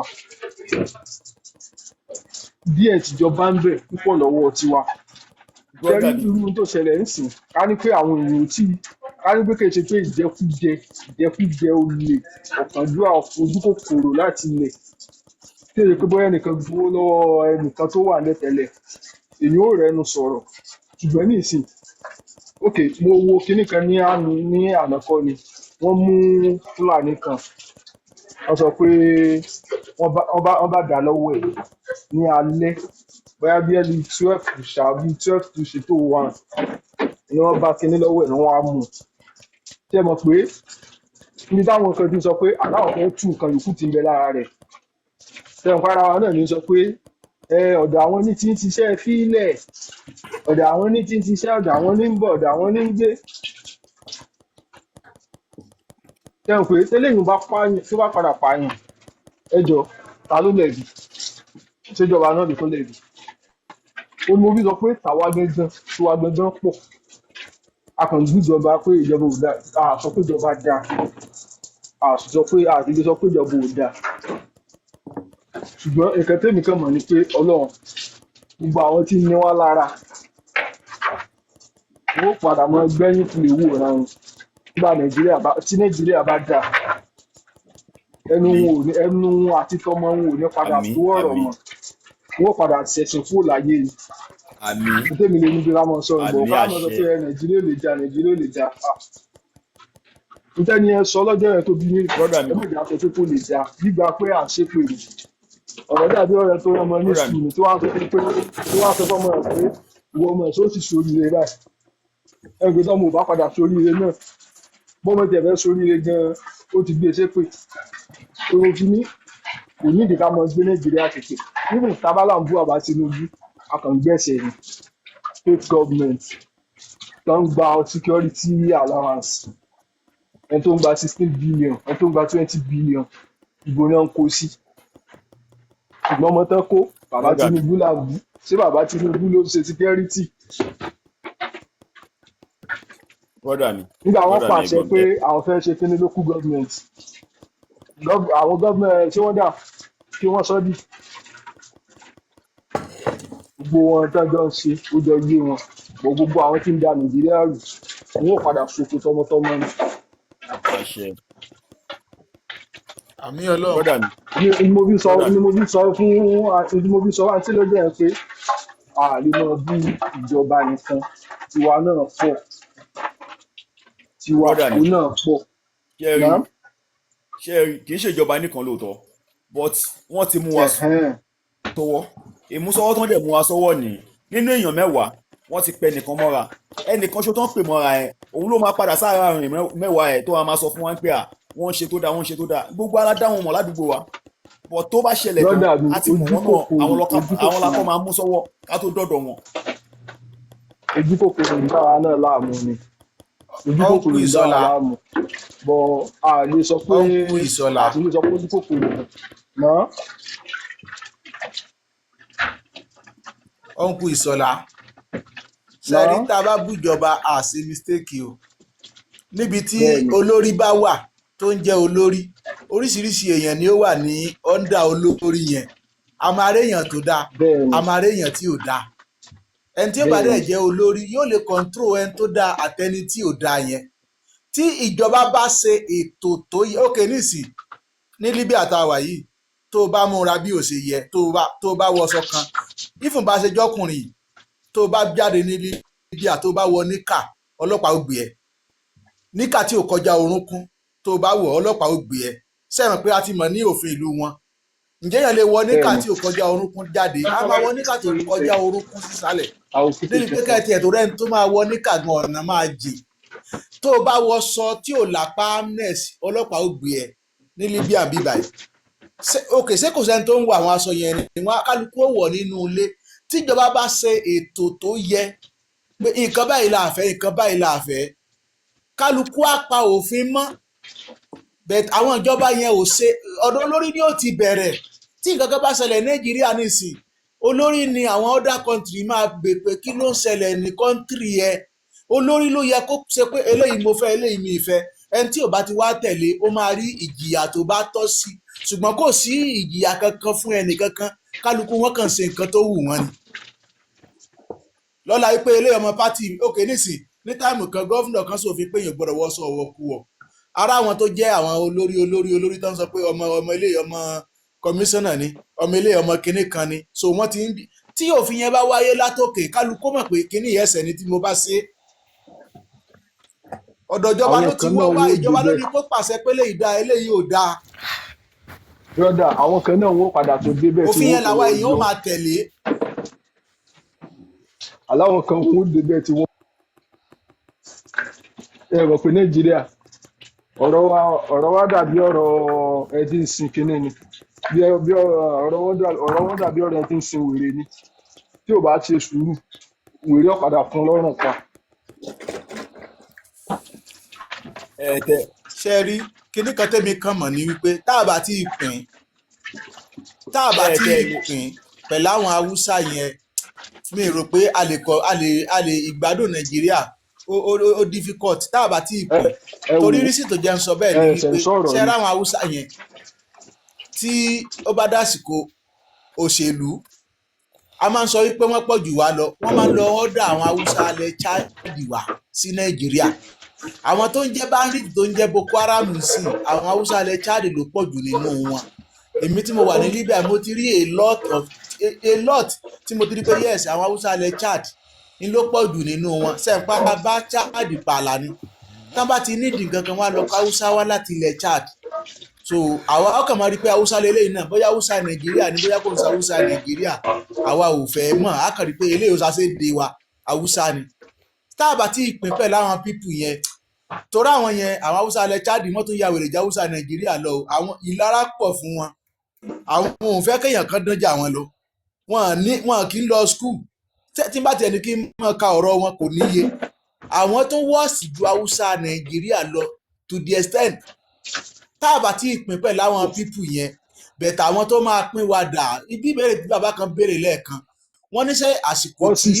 àwọn arókè ọ̀yá wa ń jọba alágbára ni àbí àsìkò tí Yorùbá wa wà ń bẹ̀. Ìbéèrè yẹn ìbéèrè tó mọ́pọlọ wà ní. Irú àsìkò yìí ló yẹ ká rí ìpínyà bẹ̀tẹ̀ ẹni tó fẹ́ pín wa yà ó fálù àwọn Haúsá yẹn ju àwa Yorùbá ẹgbẹ́ rẹ̀ gan lọ. Ẹ rí i pé mo ti sọ lẹ́ẹ̀kan tí ọjà kan bá jóná nílé Haúsá ààrẹ wa kó tó di ààrẹ nígbà yẹn tó ti di ààrẹ á sáré gbowó fún wọn. Ẹ sọ ọjà tó jóná nílẹ̀ Yorùbá tí Tinubu gbowó fún wọn rí. Tí ọjà kan bá ti jóná nílé Haúsá 50 million 100 million bí Tinubu ṣe máa ń fún wọn nìyẹn kó tó di president. Wọ́n fálù àwọn Haúsá yẹn jù wá lọ. Ṣé mo lè dá sétò yẹn mọ̀? Bọ̀tẹ́ òkú bàbá invest sílẹ̀. Ẹ dá sí i, à ń fọpọlọ náà ni. Ẹ ṣe rí mo láìkí ọ̀rọ̀ tẹ́ ẹ̀ sọ yẹn pé the only thing tá lè ṣe òun ni pé ká pín. Ṣe rí táwọn máa pín yẹn kì í ṣe pé a lè pín but nǹkan tó wà bẹ́ẹ̀ ni wípé right from the beginning Nigeria right wọ́n ti gbé sọ́wọ́ àwọn Fúlàní. Tabadẹ̀ máa sọ pé ká pín àwọn tó ń kọ̀ntrólù Nàìjíríà gangan kì í ṣe Fúlàní Amẹ́ríkà ti mistake. Àwọn British gangan ló ń kọ̀ntrólù Fúlàní ló ń kọ̀ntrólù Nàìjíríà. Láti ọjọ́ tí wọ́n ti ń sọ̀rọ̀ ẹ mọ̀ pé àwọn British. Ẹ ní dáàmú. Ṣé mọ̀ pé láti bẹ̀rẹ̀ àgbà pé I believe pé British ló colonize wa ní Nàìjíríà because ṣẹ́rí kan tí British náà máa ń fẹ́ ni pé kọ́ máa mú country kan kọ́ mú lẹ́rú. Ẹrú yìí náà lọ mú àwọn bàbá ńlá bàbá wa tó ń ṣe títí òun náà là wá yìí ta tó wà nú ẹ̀ yìí because bẹ́ẹ̀ bí tí n bá yín sọ̀rọ̀ yìí UK mo wà ẹrú yìí náà láì tún á ṣe o. Láì jẹ́ wípé ó dì pé bóyá pé Yorùbá fúnra ẹ̀ kó gbébọn àti gọ́vnà o àti sínẹ́tì o àti rẹ́ẹ̀pù o even kó jẹ́ pé sínẹ́tì gọ́vnà ẹ̀ kó jẹ́ pé ọmọ ìyá ẹ̀ gbébọn fún kó pa tabaníkà máa wò lọ jẹ́rí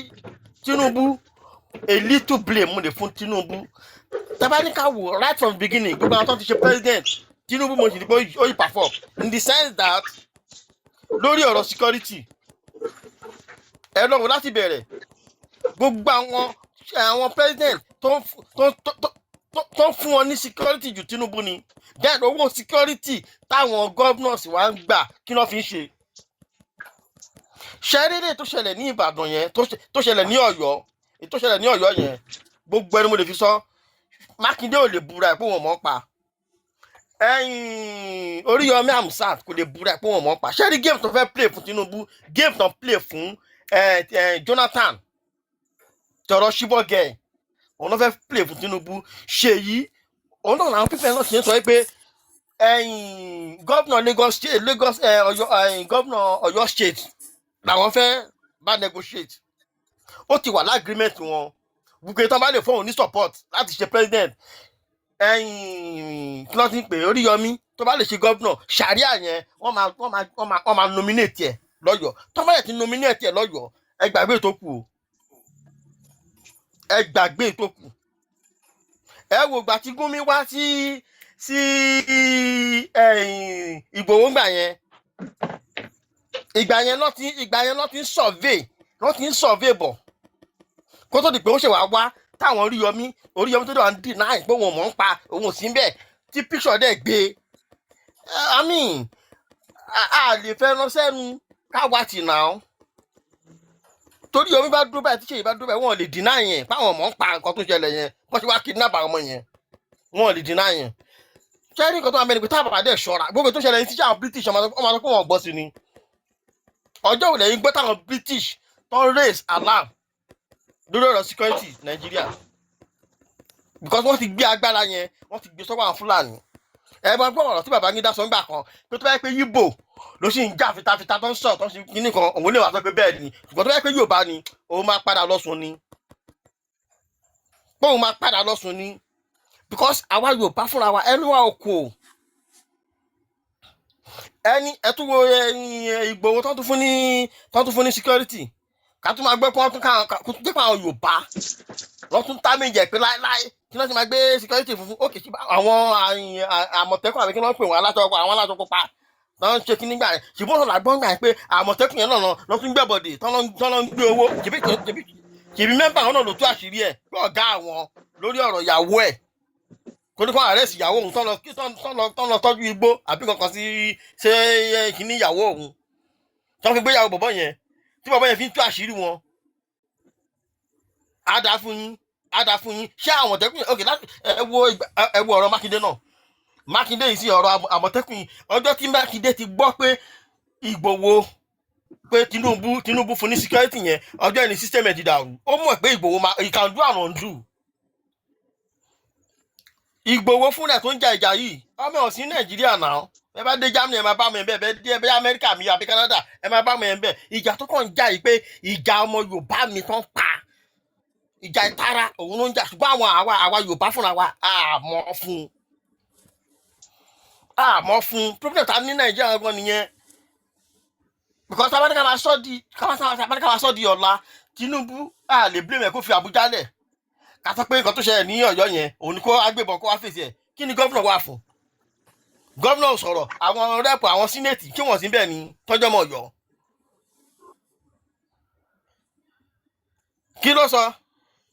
kí ló sọ sí so gbẹ́mọ̀ gbogbo orúkọ bẹ́ẹ̀ yẹn wọ́n kàn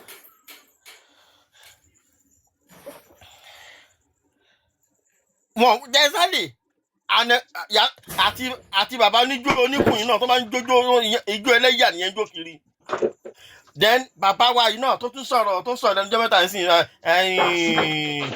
kí ló ti ń pè Ọbásanjọ́ tí yẹn dẹ́ wàá sọ̀rọ̀ fatafata ṣé yẹn pẹ̀lẹ́ tó kọ́ta àbí yẹn kọ́ mú ṣàdé àwọn constitution ni ọ̀rọ̀ náà yẹn fẹ́ sọ kò lè dùn Ọbásanjọ́ yẹn sì kò lè dùn mí fún because ìyá ẹ̀ ní Ẹ̀gbá bàbá ẹ̀ Anambra ni so irú àwọn yẹn kò sí ọ̀tá àwọn yẹn lè sọ president kan tako máa nílẹ̀ Yorùbá òun ni Tinubu Òbí ṣẹ́rí Òbí táwọn èèyàn sọ pé ọ̀rọ̀ politics lẹ́ ń sọ yìí kí ni solution ọ̀rọ̀ politics làwọn ń sọ jàre. solution ṣẹ́rí nǹkan tó sọ solution ẹ tó gbé po wá sí 1,000 plus ẹ sọ solution ẹsẹ̀ tó gbé gáàsì wá sí 1,000 plus yẹn ṣèjọba ló ṣe yẹn. Talk about solution. Let's bring solution. Èló ni Tinubu bá epo nígbà tó ń bọ̀ 180. Kí o sí tó kọ́ wá pẹ̀lú Tinubu is president. Èló ló dà sí. Ṣé ọmọ Tinubu lọ gbé ní ṣọ́mọ Tinubu lọ ọmọ ìlú ẹ̀. Ẹni sùúrù ṣẹ́rí kò fara di ọmọ ìlú ẹ̀ rárá. Ẹbí Tinubu lẹ̀ ọmọ ẹ̀ wà nílé ẹ̀ òun náà wà nílé ẹ̀. ṣẹ́rí ọ̀rọ̀ ẹni sùúrù ṣẹ́rí ọ̀rọ̀ epo táyà sọ yìí sí a kàn sọ pé kìíní ìlú òkè tàbí máa sọ náà blame a lè sọ pé blame wà lórí even ìlú táwa nípa ìlú àwọn ètò ọ̀tá epo náà ẹsà ẹ sọ pé Amẹ́ríkà ẹni Amẹ́ríkà lẹ wà ìgbà tí Tinubu bọ̀ Tinubu sọ̀rọ̀ epo fún wa ipò máa já wálẹ̀ kí ló dé tí ò ní já wálẹ̀ mọ́. when it comes to security kí ló dé tí president ò lè pàṣẹ wọ́n fi ẹjọ́ ìyàwó di ò lè gbádìí yẹn. when it comes to security when it comes to war olóńgbò wa sí kí ọwa ló sọ fún wa náà ó débẹ̀ ò sí kí ọwa gbogbo àdéhùn tó ṣe fún wa kò mú ṣẹ ó ti mọ̀ pé nǹkan ti bàjẹ́ ló ṣe lóun bọ̀ láti gbọ́ kan lè kó ti dùn ẹni Amẹ́ríkà lẹ́wà ṣé kìí ṣe Trump ló pàṣẹ fáwọn mílítírì ni. èlò ló gbé dẹ́sì nǹkan tó ń ẹ ti ẹ̀jẹ̀ kan fi kọ̀ǹpìà epo Nàìjíríà ní Libya àtàwà yẹn máa gbọ́ ní Libya àtàwà yẹn sọ pé gómìnà ń pàṣẹ gómìnà máa pàṣẹ fún security. UK ni mo sọ fún yín pé mo wà ibi tó bá wù yín kẹ́ wà. nǹkan tí mò ń sọ fún yín ni pé àwọn UK gangan ló colonize wa gbogbo ìgbà tó ń ṣẹlẹ̀ Nàìjíríà Áfíríkà ní Libya 160 naira là ń ra epo ní Áfíríkà ní Libya ẹ jẹ́ ká kó lórí sentimental president ló máa pàṣẹ 160 naira ní palita epo dédé owó Nàìjíríà ní Libya bíbá yìí. ọ̀rọ̀ tá à ń sọ president ló máa pàṣẹ fún security. wọ́n tẹ́kọ̀ ní 1,000 plus yẹn hẹ́ẹ̀lì Tinubu irú kí ni ìyẹn ṣe. president sọ́fara pàṣẹ nǹkan tí mò ń sọ ẹ má lè ká mi sọ àwa ẹ̀gbọ́n ẹ má lè ká mi sọ àwa nǹkan tí mò ń sọ jẹ́rí ẹni sùúrù nǹkan tí mò ń sọ bẹ́ẹ̀ ni wípé tí Tinubu bá ṣàṣẹ lọ́jọ́ tó ní àwọn British wọ́n máa bá tiẹ̀ jẹ́ ni British gangan ló ń dá wàhálà lẹ̀. ẹ fi British lẹ̀ kí ló ọkọ̀ ìgbà British ló sọ sí ẹni ló wá sí ìṣòro kan kó so sọ bẹ́ẹ̀ fún wa pé tó ń bá bẹ́ẹ̀ ṣe sọ fún mi kò ṣe tó ṣàdé fún wa ní sọ gangan nìyẹn òun náà mo ṣe sọ ṣáájú pé àfi ká pín ó lóun bọ̀ wá gbà wá lọ́wọ́ ìyá ló sọ fún wa náà àdéhùn tí Tinubu ṣe fún wa kọ́ nìyẹn. pínpín yẹn lọ́ǹtì ni àwọn ọmọ tó wà nínú igbó yẹn kí ni a fẹ́ ṣe fún ìjọba tó máa fi kó wọn sílẹ̀ ẹ jẹ́ ká bọ́ọ̀tà revolution la ní. ẹ̀yin lẹ sọ pọ́ìntì tó kan èmi. revolution la ní. àwọn ọmọ tó wà nínú gbogbo lọ́kàn wà báyìí pínpín yẹn ọ̀nà pínpín yẹn sì jìn. ó jìnnà revolution la need lórí àwọn ọmọ tí wọ́n kó lọ sínú igbó yẹn ẹ jẹ́ ká shut down everywhere. a ti fọkàn tán Tinubu kó bọ̀ wá gbà wá lọ́wọ́ ìyá ni náà. wọ́n wọ àwọn ìyá wa òye